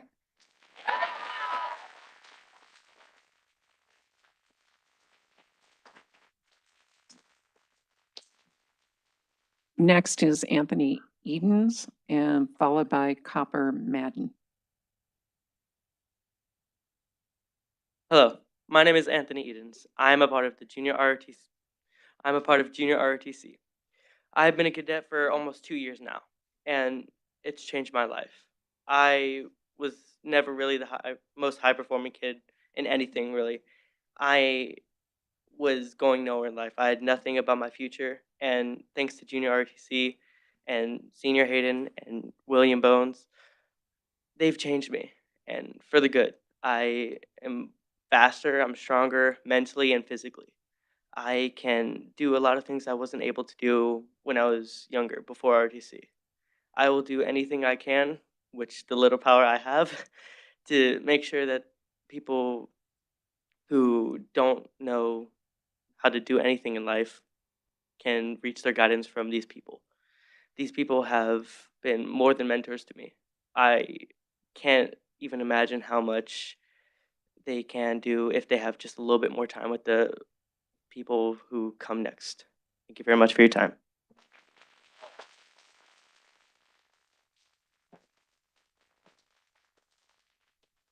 Okay, next is Copper Men, followed by Samantha Rounds.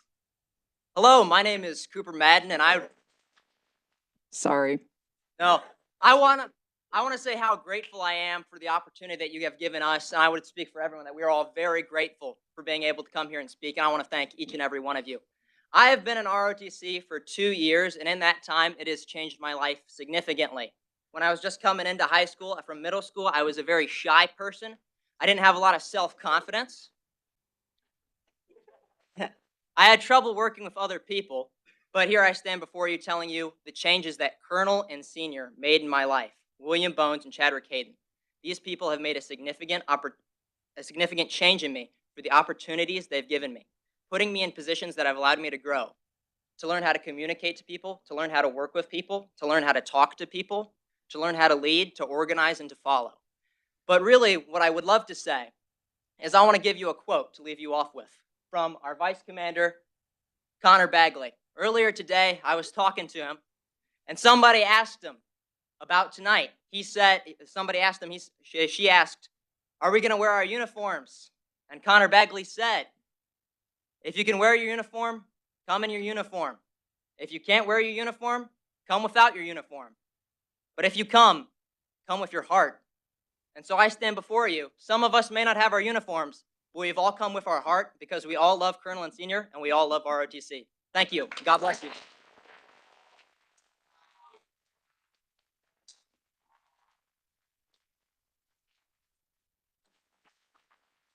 Thank you, Samantha Rounds, followed by Melissa Cobo-Rubio. Good evening. My name is Samantha Rounds. I'm here to speak about the issue concerning the Space Force Junior RTC instructors.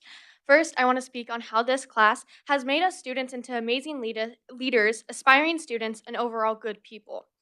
These instructors have made sure our core values are instilled into each and every student to uphold and honor. These core values have upheld our name in the district and community for years. We serve our community with honor and respect because it is who we are. As a cadet, I've attended this program for all 4 of my high school years. This program has become a passion of mine and created so many opportunities for myself, along with every cadet within the program. Without Lieutenant Colonel Bones and Senior Master Sergeant Hayden, we would not be where we are today. They are not just teachers, they're instructors. They make sure we are held to a different standard than most students, and this support just shows a small percentage of that. For me, they've become like a second family. They've made me who I am today, and there's so many of us that have had our life shaped by this program. We've been presented with different career opportunities, scholarships, and trades that are so important. I have received the Flight Academy scholarship, and it changed the course of my life. We have the #1 flight school in the area, a $1 million flight simulator, and a ground school, all because Colonel Bones has the drive and credentials to advocate for us. There are 4 cadets going to serve their country and start their careers this year. This summer, we have 2 cadets joining a military academy, not to mention the amount of recognizable scholarships presented to students this year, all because of them. Throughout all this, we have given the district all the recognition. In every news interview, Admiral and Colonel visit, we have given thanks to you all for giving this opportunity to us. However, you are now forcing our instructors to resign because of a contract that is withholding what is deserved to amazing people. Without Colonel Bones there, who are you going to have run the flight program? Are you going to find instructors with the same credentials and capabilities? Without Senior Hayden, I'm just going to start with organizing color guard, who are you going to get?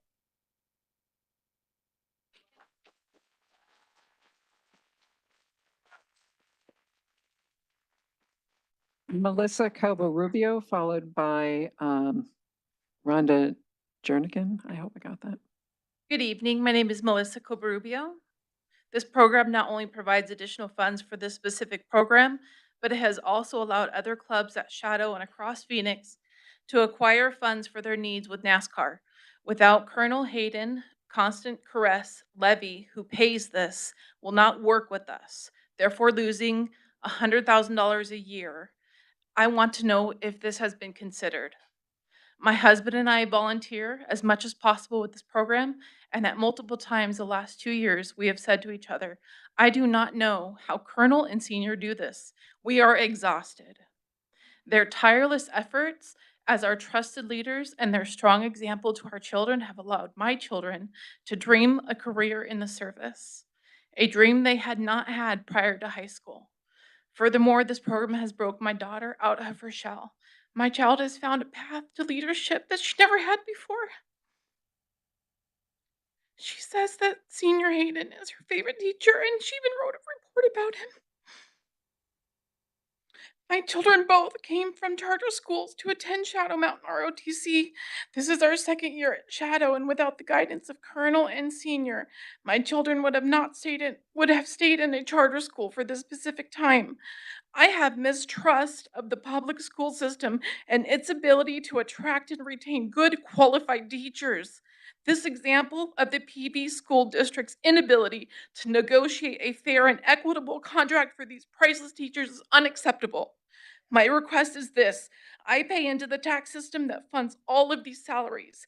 You must retain Colonel Bones and Senior Hayden. Keep this program alive for the children to come that may not have the advantages that some do. I ask you to prove to me that charter schools are not the answer by figuring out this problem and provide Colonel and Senior with a fair and equitable contract that mirrors the market for their work. Thank you.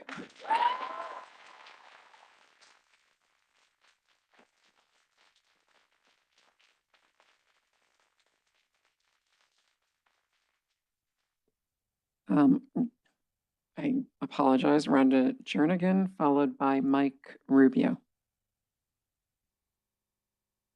Hello, my name is Brenda Jernigan. I thank you for this opportunity to speak with you all.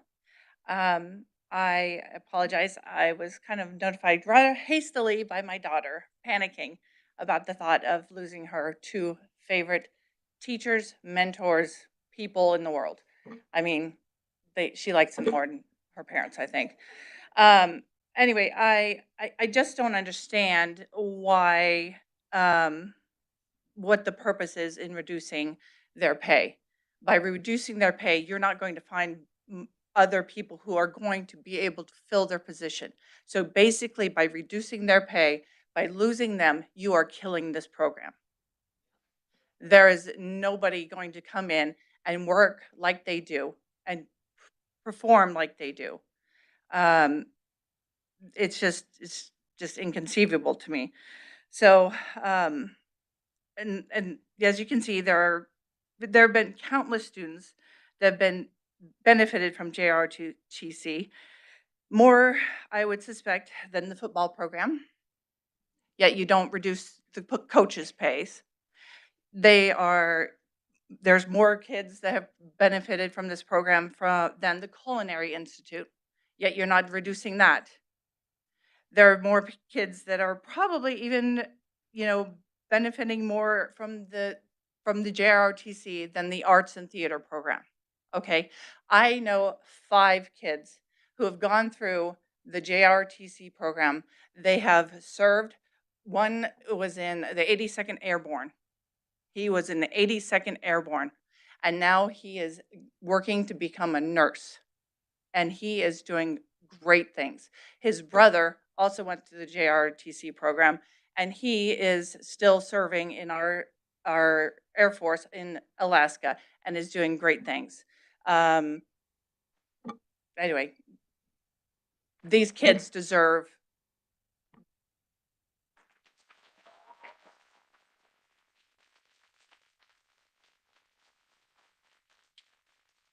Next is Mike Rubio, followed by Joseph Shane Silva. Good morning, or afternoon, council. I'm a City of Phoenix employee, so I do pay taxes into this district and I live in the district. I heard multiple of you say about how important it is to educate our children and have them safe. But you want to cut two great teachers out of this district because of pay. Sir, Mr. Superintendent, you make $207,000 a year. How would you feel if they took half of that pay away from you? You get an additional up to $12,500 bonus every year for 3 years. And I believe your contract is up. Am I correct? Now, you also get $7,000 in the vehicle allowance. Colonel Senior and Hayden, they don't get any of that. I have put multiple hours from my 2 jobs for my children and their friends. You will not find a program in any school like this one. I have multiple friends that go to other schools that are in ROTC. They do not have the camaraderie that Shadow Mountain does, Pinnacle, and Horizon, and North Canyon, because these kids care about this program. I encourage every single one of you council members, go to a school this week or next week on uniform day and talk to these kids. Find out what Colonel and Senior have done for them, and I will tell you, you will change your mind because these 2 teachers are great teachers. I grew up in the public school system, and I hate the public school system. I have a learning disability. I had 1 teacher from kindergarten to 8th grade that took care of me. I dropped out in high school because I had nobody. These kids have 2 teachers that take care of them and care about them a lot. My son fell down and got hurt at school. 3 teachers called me that night to see how he was doing. Colonel Bones, Colonel Senior, and my son's forensics teacher. Mr. Appleman is a great principal, and I know he will stand up for these 2 men. I encourage you to go to this school and talk to these kids.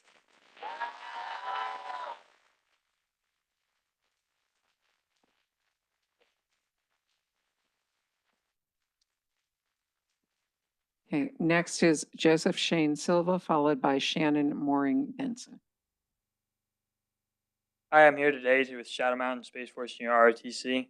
I'm heavily influenced by Shadow Mountain Space Force Junior ROTC, ran by Lieutenant Colonel and William Bones, Senior Master Sergeant Chad Hayden.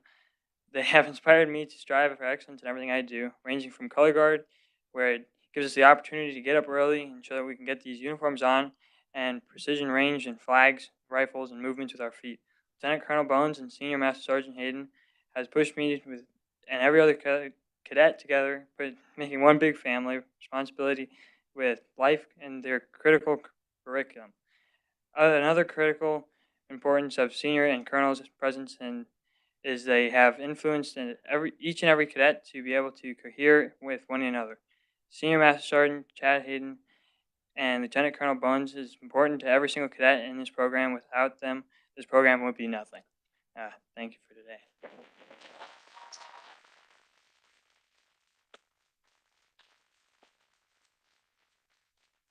So next is Shannon Mooring Benson, followed by Xander Welsh.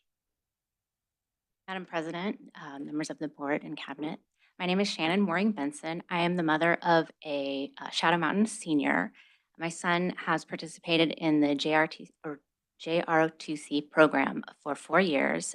During that time, he has developed into an upstanding and confident young man who is an Eagle Scout and college bound, and I attribute a lot of that to the Colonel and Senior. And I would just like to say that the treatment of these 2 gentlemen is shameful. And as a taxpayer and a voter, I would like to register my disapproval. Thank you.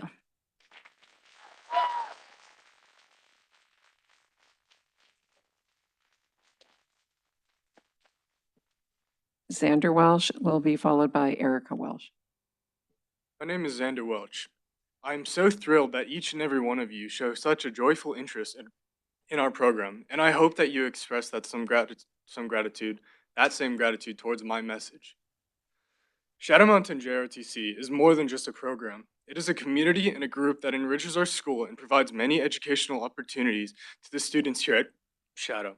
By cutting pay, you are not only ripping the teachers away from the students, but also destroying the very lives students plan to create after high school. Through JROTC, many have earned scholarship opportunities, including my personal friends. Now, it will be even harder as a student to succeed. It is the same HR superintendent that swore to defend and help us as thriving students that is now cowering behind the value of financial gain. Thank you for your time, and I hope you take my words into consideration.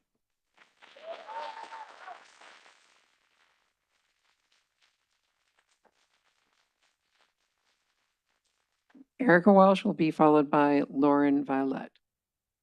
Good evening, governing board members, Madam President, and Dr. Bales. Thank you for allowing me to speak. I am Erica Welch, teacher and wife of TJ Welch, retired infantryman. I am a parent of a current cadet, as you just met, of the Shadow Mountain JROTC program. My son is a junior this year and has been in this program since freshman year.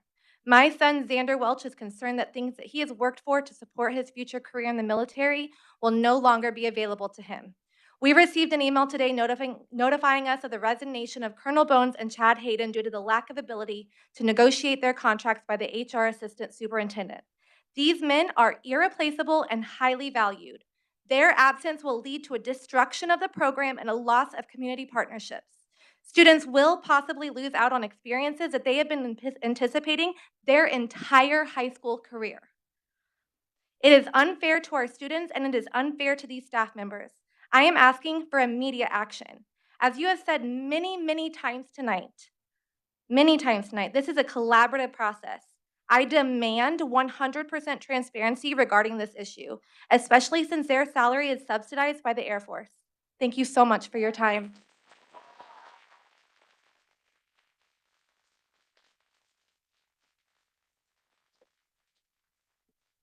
Next is Lauren Violet, followed by Summer Bagley. Good evening. My name is Lauren Violet. As of August, I will be student body president of Shadow Mountain. I'm here as a representative of my fellow students in my current elected position and future position. It has come to the attention of many students and parents here today that Colonel Bones and Senior Hayden, who lead our JRTC program, are resigning due to the inability to provide an equitable salary agreement. These teachers have dedicated years of their lives to shaping the future leaders of our nation. Through their tireless efforts, they have instilled discipline, integrity, and a sense of duty in countless students. Their impact extends far beyond the classroom, reaching into the very fabric of our school's culture. To reduce their compensation would not only be a disservice to them, but also a disservice to the students they serve. The JRTC program plays a vital role in our school, providing valuable lessons in leadership, teamwork, and citizenship. Without the guidance of these experienced educators, the program's effectiveness would be severely diminished. We must recognize the invaluable contribution that these teachers make to our school and our community. They deserve not only our respect and admiration, but also fair compensation for their dedication and expertise. I demand that this decision is reconsidered and prioritized. Investing in our educators is an investment in the future of our school and our society as a whole. Thank you.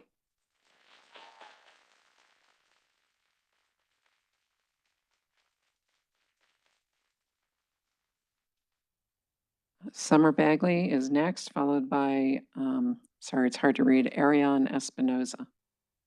Good evening. My name is Summer Bagley, and I'm a proud ROTC mom of 2 sons in this program, both of which have benefited greatly, both of which are leaders in this amazing program. We are extremely disappointed, disheartened. We all found out today, so you can imagine our disappointment. This is a historic 1 of 10 Space Force JROTC units, nearly $2.5 million in scholarships. How do you replace that?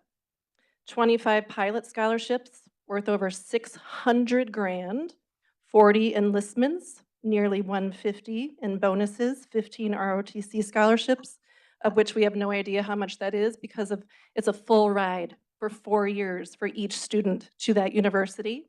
#1 aviation school in the state, top 10 in the nation. How are we not supporting these instructors? Who made this decision? How is this board not cohesive in knowing about it? It was made by Dr. Bales and an HR representative. How is this not a community effort, and how is not everyone aware? We have 112 students right now, 140 expected next year. That's a lot of money. That's a lot of money per student that we're going to be losing.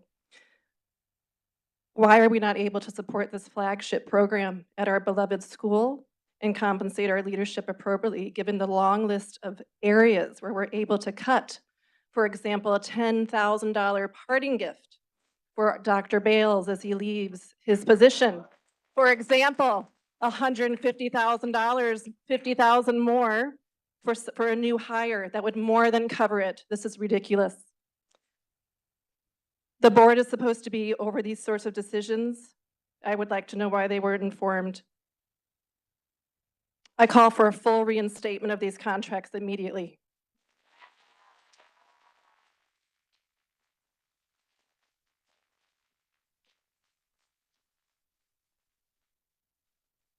All right, I'm sorry. Adrian Espinoza, followed by Michael Cummings. Hello, I'm Adrian Espinoza. Madam President, it's good to meet you. I am not only a cadet of 2 years, but I am also a second generation within the program. My brother did attend, although leaving throughout his career. All I hear from my brother, all I hear from him telling me is stay in the program, for it gives you so many chances. And Colonel Bones and Senior Master Sergeant Hayden have given me and so many other cadets so many opportunities, and honestly, that I didn't think I would get. For I have dyslexia and I have a cleft palate, so not many options are given to me at any time. Well, Colonel Bones has taught me that it doesn't matter what you were born with or what you were given or the cards you were dealt with. You could change your future and you could change your mind. And that is why you should keep them. I am over.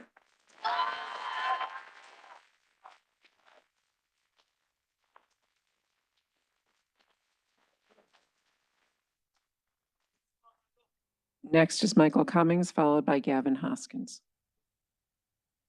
Afternoon. I come up to the stand asking that you write this wrong because, as you've heard from other cadets, these many cadets that have come to fight to keep our Lieutenant Colonel Bones and our Senior Master Sergeant Hayden, as you've heard, we are a community. Every cadet that stands or sits here in front of you today has all taken the same pledge. And in that same pledge, it says to provide selfless service to our community. And to provide our selfless service to this community is us fighting to keep these two great men who have helped many people that, as you've heard, helped go far in life. He's helped me go really far. Right now, I am doing so well, and I have so many accomplishments to show for that because these two amazing men have believed in me and have shown me perfect examples of leadership and how to be the best version of myself.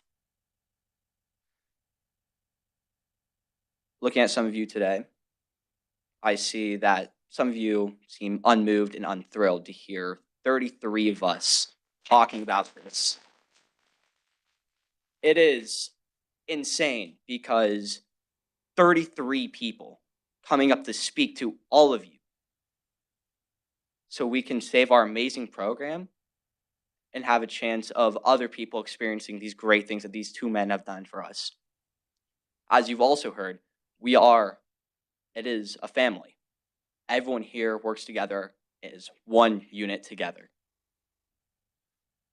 To take away our senior and our colonel, our lieutenant colonel, is to be taking away two parental figures. Thank you for your time.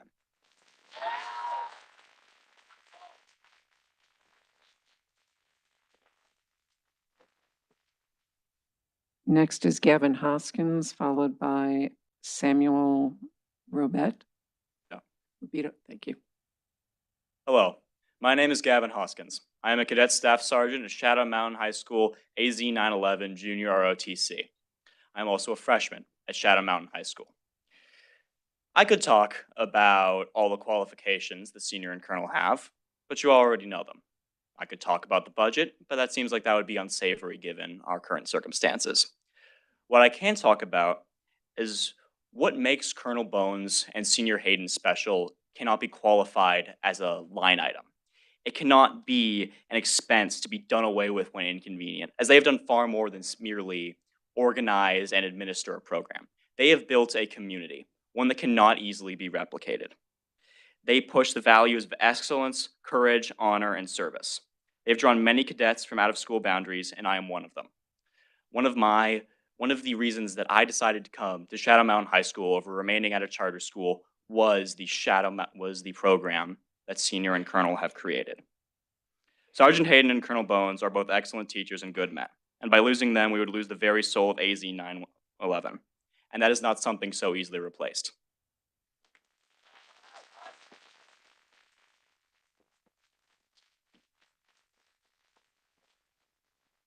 Next is Samuel Rabito, followed by Elizabeth Hill. I'm speaking on behalf of Samuel Rosita. My name is Connor James Bagley. I'm a junior at Shadow Mountain High School and the vice commander of the Space Force JRTC at Shadow Mountain. I stand before you today with utmost pride and passion for this program we get to call ours at Shadow, and I stand in front of a mere sliver of the heart of the body of this program. I've been a part of this unit for 2 years now. I joined this unit with hardly any regard for all that it has to offer, and I now stand before you to share the great importance of the things that this program has done to my character and my heart, along with the importance of keeping our cadre in this unit. The cadre of our unit is truly one of the most special things about our unit entirely. Senior Master Sergeant Hayden and Lieutenant Colonel Bones dedicate most, if not all, of their time in the program to the service of others and the program as a whole. They play a huge role in planning yearly trips of the program officers to cadets, such as FTX, which is a yearly week-long camping trip with the purpose of being a military-oriented educational bonding experiences, as well as the Colorado trip we take yearly to visit USAFA and Peterson Space Force Base, as well as the senior trip. The list goes on. You get the idea. The program, due to Colonel Bones Senior Hayden's commitment to it, provides scholarship opportunities, as well as flight school and Air Force ROTC scholarships across the nation. Both of them dedicate their positions to molding cadets and helping them shape their future through the commitment towards providing opportunity. Furthermore, Colonel and Senior have always been knowledgeable and wise leaders that myself, along with other cadets, look up to for wisdom and guidance on how to be leaders within the program. They each offer remarkable and diverse methods and ways of leadership that hails from each of their extraordinary backgrounds and experience in the military. Lieutenant Colonel Bones and Senior Hayden have been major factors of growth that the program has inspired in me. In my time as a cadet in the program, my passion for the military has been heightened so severely by the environment of the unit and my cadre especially, to which that passion is now solidified. Through my time in the program, I've gotten the opportunity to utilize leadership capabilities that my Colonel and Senior inspired growth of, and I now stand before you as the Vice Commander of the program because of it. I have made unbreakable bonds and friendships, along with fiercely strong connection to the environment that has significantly impacted our high school and the cadets within the program. I've learned how to better manage, mediate, navigate, and lead in any situation that my senior and colonel have given me or that has arisen in my time in leadership, and I have strengthened in my respect for our country, its history, and the importance of its future. This pay cut that you, as superintendent, are encouraging will cause our senior master sergeant and colonel to step back from being cadre of our unit, which will cause countless chasms and ruptures in the opportunities the program provides, and will put an end to a great dynamic of leadership we have at our unit at Shadow. I will end my speech with this. Though come hell or high water, I will lead this program as vice commander to the best of my ability for the full duration of my term as vice commander. The hell or water being the enforcement of this pay cut. You need to consider the great damage that a pay cut like the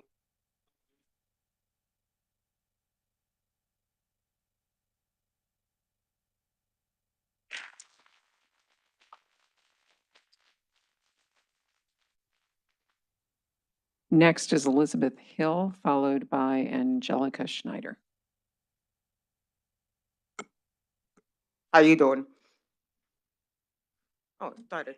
Okay, let me just start off by saying about 21 years ago, I graduated from Shadow Mountain. It was the most miserable experience in my life. I think I loved my last marriage to my ex-husband better. That's how terrible Shadow Mountain was. The one good thing Shadow Mountain has going for them is the ROTC program. I've seen it to be a success with my children. Defunding this program and these two instructors is only defunding all of these kids, to include minorities, young men, and young women who have very little opportunities and breaking barriers. You are not paying for the education in that aspect. I see what happened with Red for Ed. We gave the teachers a raise. What happened? We're still number 37 in the country in education.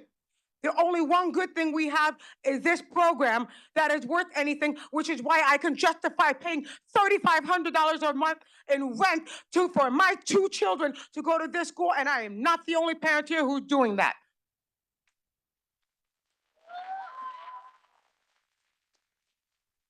You fund all these ridiculous clubs, yet you want to take away something that is benefiting all of these children.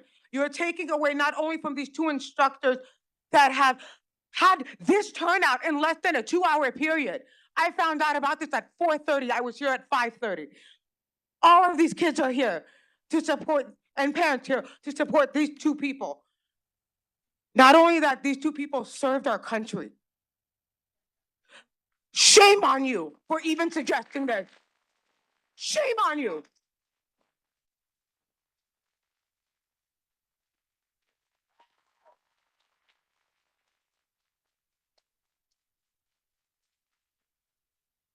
Next is Angelica Schneider, followed by Derek Wirt.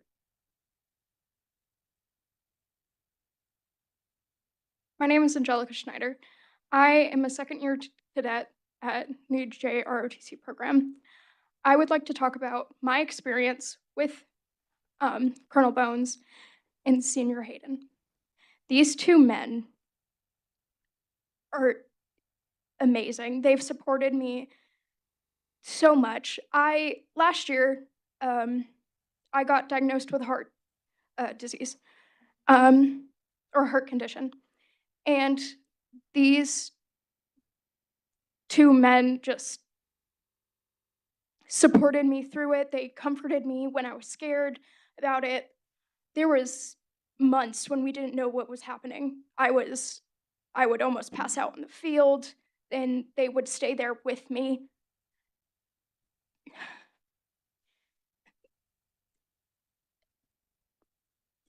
Removing these two men from our school would be horrible for the program. There are so many students here that see them as parental figures. This community is a family. Removing them would destroy that family. You can't change, like, I don't know how you could do that. We're a family, we support each other,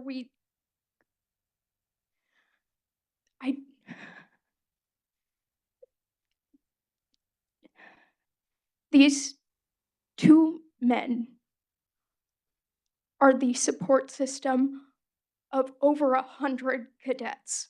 Removing them from this school would be devastating, and I can tell you multiple of these cadets will follow them where they go to the next school.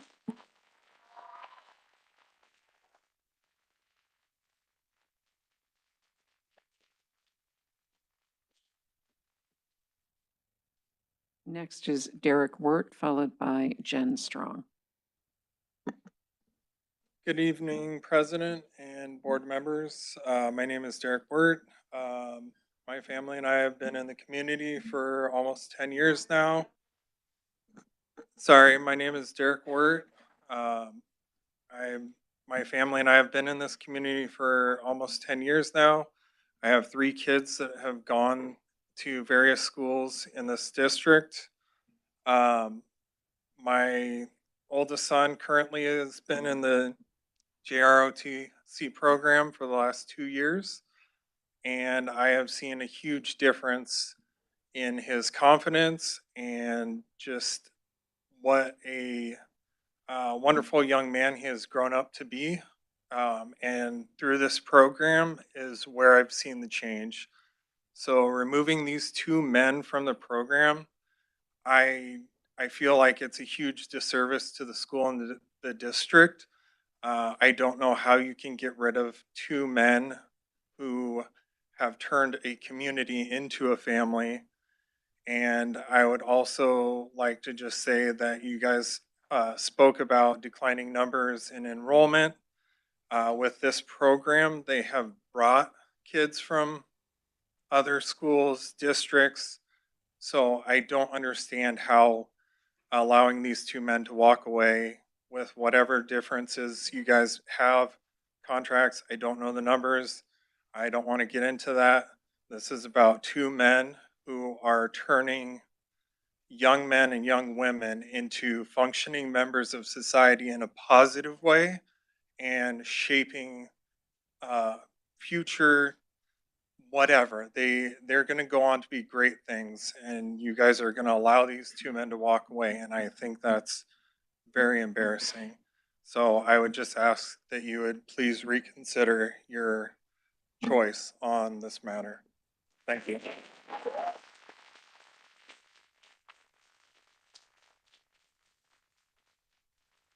Next is Jen Strong, followed by David Patchett. I'm a proud junior ROTC parent. I'm also one of the board members at our booster club. Therefore, I witnessed communications, behind the scenes, day-to-day brilliance of this flagship program. My name is Jen Strong. My son Dane is a cadet and has been part of this program for the last 4 years, which has provided him countless opportunities, but most notable, he's been awarded a flight scholarship, which he attended Fairmont State University, earned his private pilot's license last summer, and this opportunity has helped him shape his future. Furthermore, this program has had such a significant impact on our family that we just recently removed our daughter Ivy from private school so she could specifically participate in this flagship program next school year. We know she will benefit in different ways than our son. Nevertheless, it will still be life-changing for her. In fact, we know of a handful of other families considering moving from private schools or charter schools specifically for this flagship program. This program is a well-oiled machine that was built by both Colonel Bones and Senior Master Sergeant Hayden. This well-oiled machine is that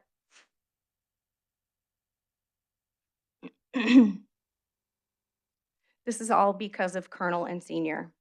These two veterans are the X factor of why this flagship program is excelling, why people are willing to remove their children from private school to attend Shadow Mountain's Junior ROTC program. We are here to ask the board members to reallocate funds to retain our leaders of this flagship program. Consider trimming bonuses, cutting programs that aren't effective, not a flagship program. The Air Force subsidizes part.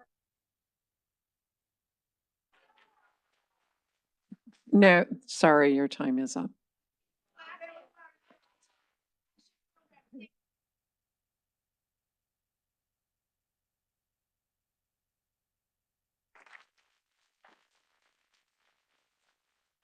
Next is David Patchett, followed by Dane Strong. I am Cadet David Patchett, and the first thing that I would like to get out of the way is that when you look at something like this in ROTC and their leaders, you can tell something is going right. When you look at the things you, board, are considering to do, a program like this, you can tell something is wrong. The other things I would like to expand upon is that I am a first-year cadet. I've only been here less than a year, and I can see already what Senior Master Sergeant Chadwick Hayden, who we affectionately call Senior, and Lieutenant Colonel William Bones, and what they've done. And when I first joined this program, they showed me what it was like. They showed me around, and that the one main thing that they showed me is that we collectively are a family, and a proud one at that. This is the place where we found most of our best and true friends, people that we made bonds with during fun opportunities that William Bones and Hayden both provided through volunteering events such as NASCAR and such as the FTX camping field trip and so on. And none of that would occur, or at least be as fun as it did without Bones or Hayden. And I may not know them on a personal level, given the fact that I've only been here for not even a year, but everyone in here, I care about them. I care about all of you. And the pain of imagining that I can't describe itself in a single word. Bones, Hayden, and every cadet in this program made me love it as a whole. And if it were up to me, I wouldn't choose anyone else but them. Thank you.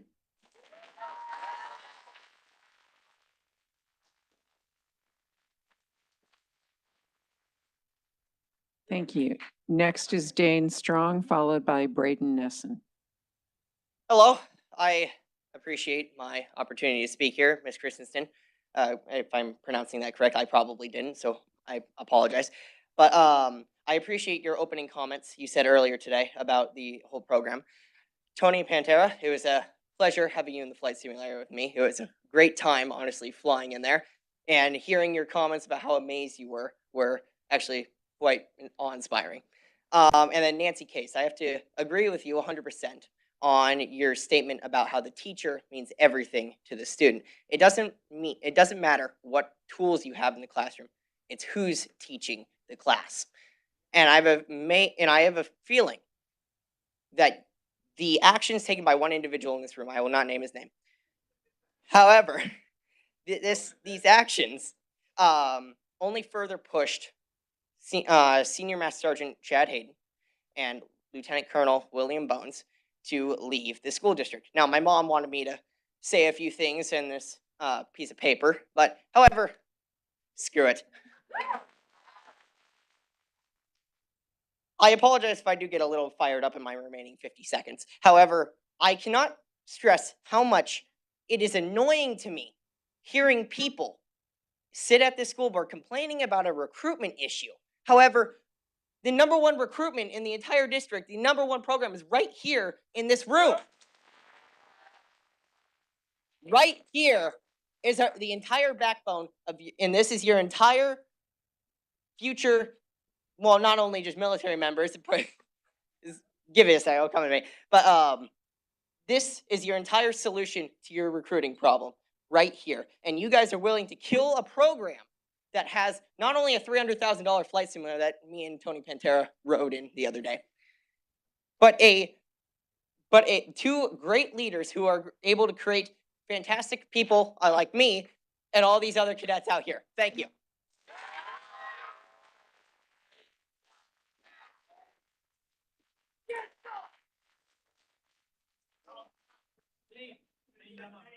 Next is Braden Nesson. Excuse me. Next is Braden Nelson, followed by Elena Thel. Hello, my name is Braden Nelson, and I'm a first-year cadet in the ROTC program.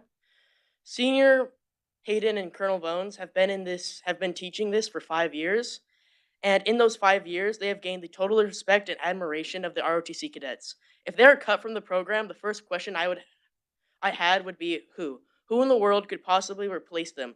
This person would not only be most likely cutting big events like NASCAR, FTX, and Airsoft from the program, but would need to earn the respect of a bunch of impressionable young adults who have been taught under the same two people for so long. Sorry. Another thing about Senior and Colonel is their teaching ability. Their ability to connect with cadets is incredible. They make the class fun and educational with physical training, lectures, and marching. Along with this, they host big events for us like FTX, where we go and learn survival/military skills while camping and having a great time.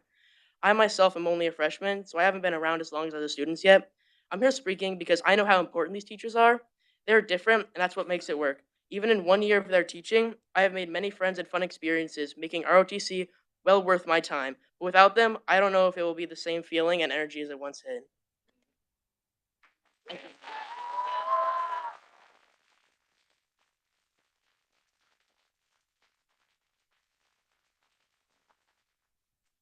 Next is Elena Thel, followed by Doug Olbert.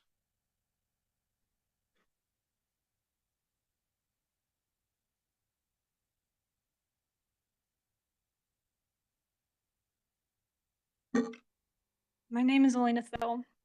I'm a former student of Shadow Mountain, and I was in the program for a few years. To be frank, I think Colonel and Senior have been underestimated when it comes to their importance to the students. They're teachers, yes, but importantly, they're role models, and it is incredibly disheartening, detrimental to show us that those we look up to will deal with this type of situation despite their reputation, experience, and all they've done for us. I'm concerned hearing about and watching something so despairing will lower the graduation rate more and possibly prove to be an unnecessary mental health risk to the students who look up to them. If nothing else, I ask you to just remember the importance of these two. Personally, I credit them with being the reasons I didn't give up on education yet. Those men put more faith in me and my future than my own family on most days, and I needed that more than anything. The news of their situation that I got earlier today is crushing. Really kicks up the nihilism and just general feel of helplessness for the future. This situation disgusts me so much. Thank you.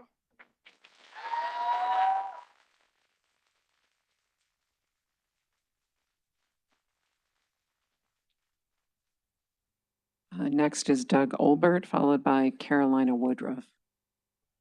Good evening. My name is Doug Olbert. I am a retired Air Force major. My last assignment was at Scott Air Force Base, Headquarters Air Mobility Command, where I was a contingency planner and supported the activities for the Gulf War, 1990 to 1991. Have you read the papers? You listen to the radio and news. Military recruiting is down. We need motivated quality officers and enlisted personnel to man our future fighting forces. Shadow Mountain ROTC is a quality program that instills confidence and leadership virtues in our young men and women. I can't believe all the things that you've said. Amazing listening to you.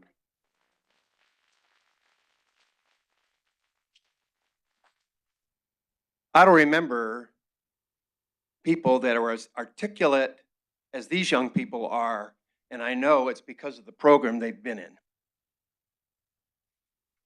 If you cut the program, you cut valuable training that is underpinning of our future university ROTC cadets and follow on top-notch commissioned and non-commissioned officers.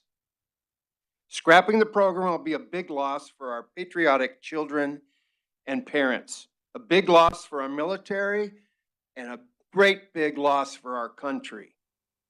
Make the only wise decision you can. Make it tonight. Keep the ROTC program at Shadow Mountain High School intact. You will lose many students. They will go elsewhere to find a superior junior ROTC program.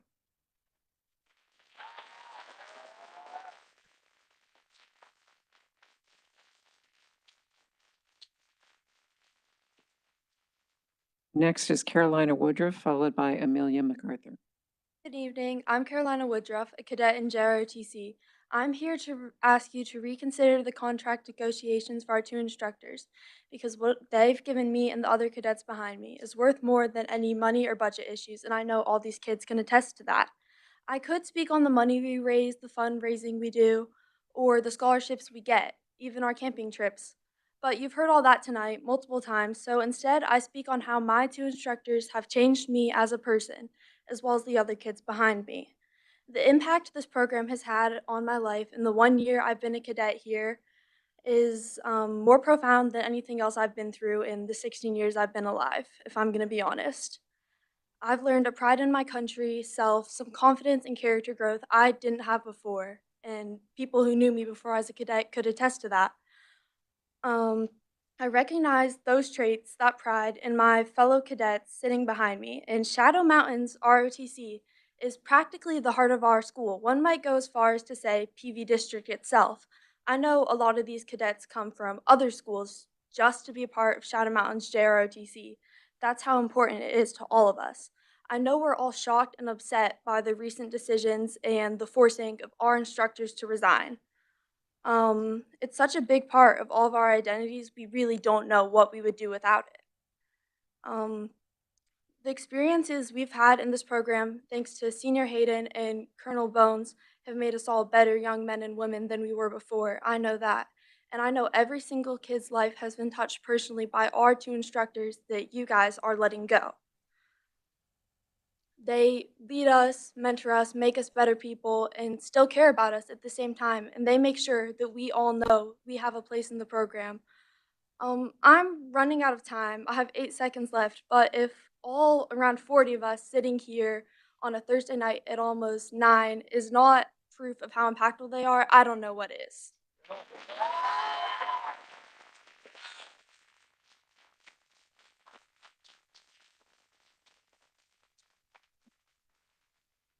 Next is Amelia MacArthur, followed by Nicole Klutwick.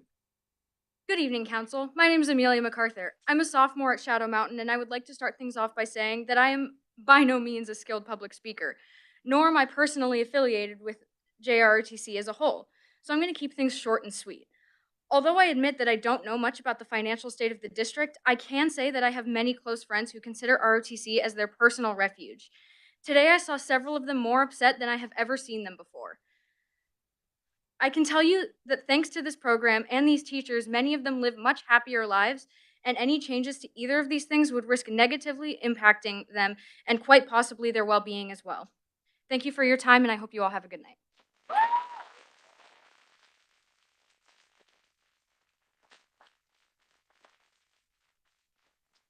Next is Nicole Klutwick, and then our last speaker is Jeff Landay.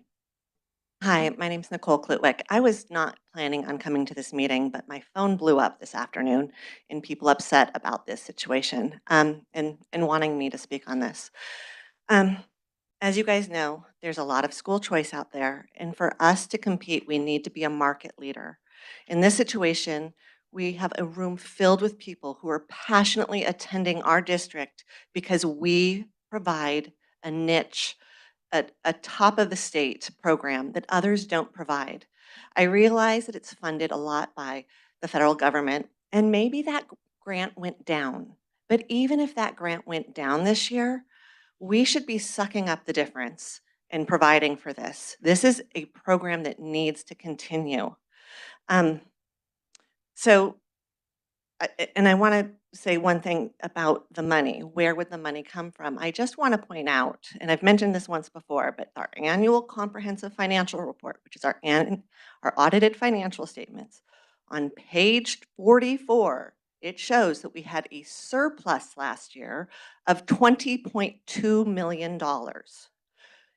Well, it went to reserves. Those are sitting in reserves. In fact, on page 40, you can see that on June 30th, we had cash in our general fund, meaning we can spend it on anything we want to, including salaries, of $108.6 million. The funding is there. We're talking about, I don't know how much we're talking about, but we're talking about cutting somebody's pay when we should be giving raises to reward them for these kinds of results.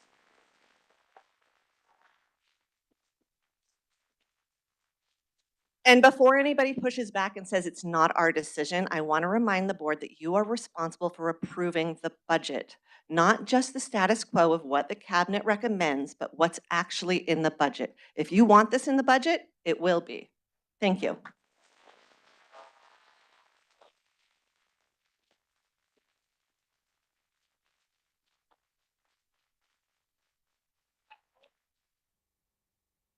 And as I said, our last speaker is Jeff Landay.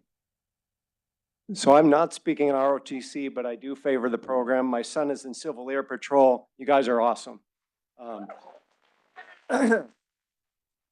Thank you, governing board members, Dr. Bales and cabinet, for the opportunity to speak today. My name is Jeff Landay, and I have two children in the district.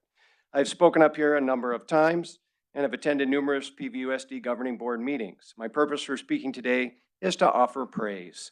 Though I appreciate the hard work of all the board members, I would like to specifically praise board member Sandra Christensen. In the face of declining enrollment in the district, mediocre financial management, and other things that need improvement, time and time again, Mrs. Christensen has worked diligently to hold herself, the governing board, and the district administration accountable in many areas. Whether it's increasing teacher pay as much as you've increased the superintendent's pay or bonus, asking hard questions and looking within instead of without on what the district could do better, or striving for improved academics rather than pushing ideologies, or working for transparency in various processes as school closures and such as school closures and student safety concerns, Mrs. Christensen has proven herself time and time again as a strong advocate to improve all of these areas. Many business owners or operators will tell you, though it is certainly prudent to look at demographics and changing markets, it's also important to look within the business itself to see what adaptations need to be made to improve itself. This again is where Mrs. Christensen has stood out. There are without a doubt many talented people up here, so my call is for all of you to work in conjunction with the community to make PVUSD district the best rated, most proficient, and most fiscally conscientious district in the state of Arizona. One final note, there seems to be a stigma in public education in Arizona that somehow school choice program here is a detriment. Again, thinking of business owners, they would tell you competition is nothing to fear, but something to be embraced as a way to be challenged to be better at what the business does best. Thank you, and I will mention Nicole Klutwick is running for school board. Thank you.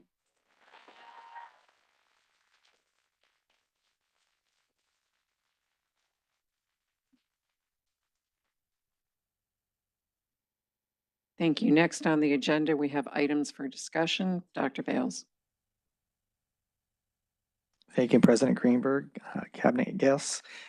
Tonight, we have an opportunity to share some information.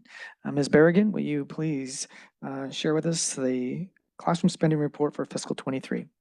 Thank you, Dr. Bales, President Greenberg, and Governing Board. I would be happy to share information on the 2023 Arizona Auditor General Report for school district spending. The report was released and shared with the Governing Board on March 1st. And I just want to go over a few of those areas, starting with the spending by operational area. That is the pie chart that is at the top of the page. And you can see that our classroom spending, which includes instruction at 56.7%, student support at 12%, instruction support at 5.7%, total 74.4%. And then the non-classroom spending is 25.6%, with admin being at 7.9%. Plant operations being at 12.3%, that's the facilities operations of our school. Food service at 2.2%, and transportation at 3.2%.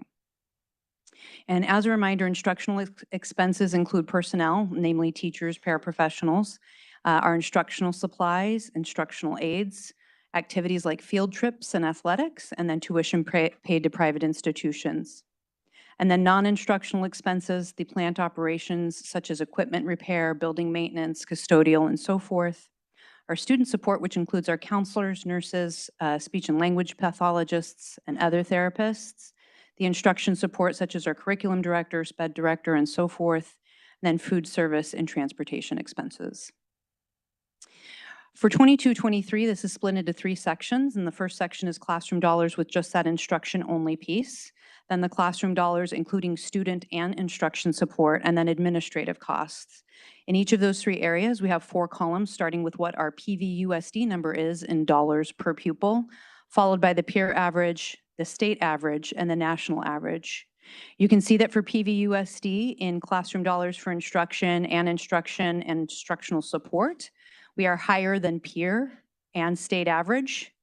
Unfortunately, we are below the national average for both of those because overall we receive about $5,000 less per student than the national average. And as a side note, that national average is from the most recent 2021 U.S. Census Bureau in comparison to our 22-23. So that number is actually much higher now for the national average. In terms of administrative costs, we are the lowest compared to not only our peer average and state average, but the national average. This is a chart to show our teacher salaries. The black line that follows across is the state average teacher salary, and then the purple and gray bars total our PVUSD's teacher salaries. We can see that for 23-24, we've dipped a little bit behind that state average teacher salary, but I'm hoping for 24, 25, and 25 that we'll see that go up because we've increased that portion coming out of classroom site fund into the base pay. For instructional spending comparison between fiscal year 22 and 23, we did decrease by 2%. Most of that is being made up in the instructional and instructional support categories, and I'll share that in a moment. You can see that of our peer districts listed here, most of them did decrease in instructional spending between the 2 years, and we are still the 3rd highest at 56.7%. For the classroom spending that includes the instructional spending, instructional support, and student support spending, we did decrease by a negative or a 4.4%, but we are still the highest among our peers at 74.4%. In terms of administrative spending, we did increase by 0.2%, but you can also see that among our peers, we still remain the lowest in administrative spending. And then finally, just to do some comparisons to administrative costs in charter schools, this is a list of charter schools in or near our district. And I've left on here the numbers from last year's report of 21-22, and as well as included the 22-23 number. And we have our number on there as well.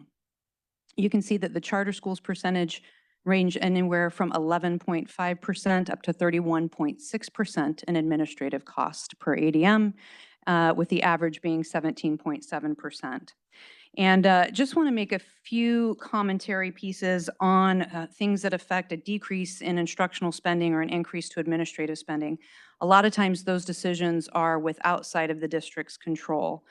So when there's increase to costs of goods and services, or for example, this next year we'll be seeing an about 11.3% increase to APS. And utility spending is our next highest spending after our salaries and benefits. That will significantly decrease the classroom spending. Also, we have an automatic minimum wage that takes place, that increase every January, and that shifts spending sometimes out of the classroom because much of our minimum wage positions are positions that are outside of the instructional spending. Other things like decisions not made by us to change the account code structure for some pieces. An example of that was when instructional software was changed from being an instructional function of 1,000 to a function of 5,000, which doesn't count towards instructional spending. Also, there have been some changes to title recently that have been in the news, and the bulk of our district, as well as most districts' title expenditures, go towards classroom spending. And so when there's a cut to those title dollars, there's a cut towards instructional spending as well. Just a few other things are contracted services for special education and transportation continue to increase. We have growing costs for cybersecurity measures that we have to put in place because school districts are targets, and then continuing increased costs in food, which affect our national school lunch program and take away from that instructional portion of the pie. Those are just a few of the things that I've come up with that I know affect our instructional spending that are outside of our district's control, and oftentimes that context, or really that context, is not provided in the report. And I think it's important for you as our board to know that, as well as our community to know that. With that, I'm happy to answer any questions you might have. Thank you, Mrs. Berrigan. Does anybody have any questions or comments on the report? Mrs. Case? Thank you very much. It's always informative to understand where we spend our money. Thank you. You're welcome. Does anybody else have any questions or comments? Going once? Going twice? Seeing none? Thank you very much for the presentation, Ms. Berrigan, and for providing a little bit of insight into what we're looking at, particularly as in the next year as costs are rising and out of our control. Yes. Before we adjourn, I'd like to remind you that the next regular board meeting will be held on Thursday, May 2nd at 6:30 p.m. Mrs. Case, may I have a motion to adjourn? So moved. All those in favor, please say aye. Aye. Aye. All those opposed, say nay. Motion passes unanimously. We're adjourned.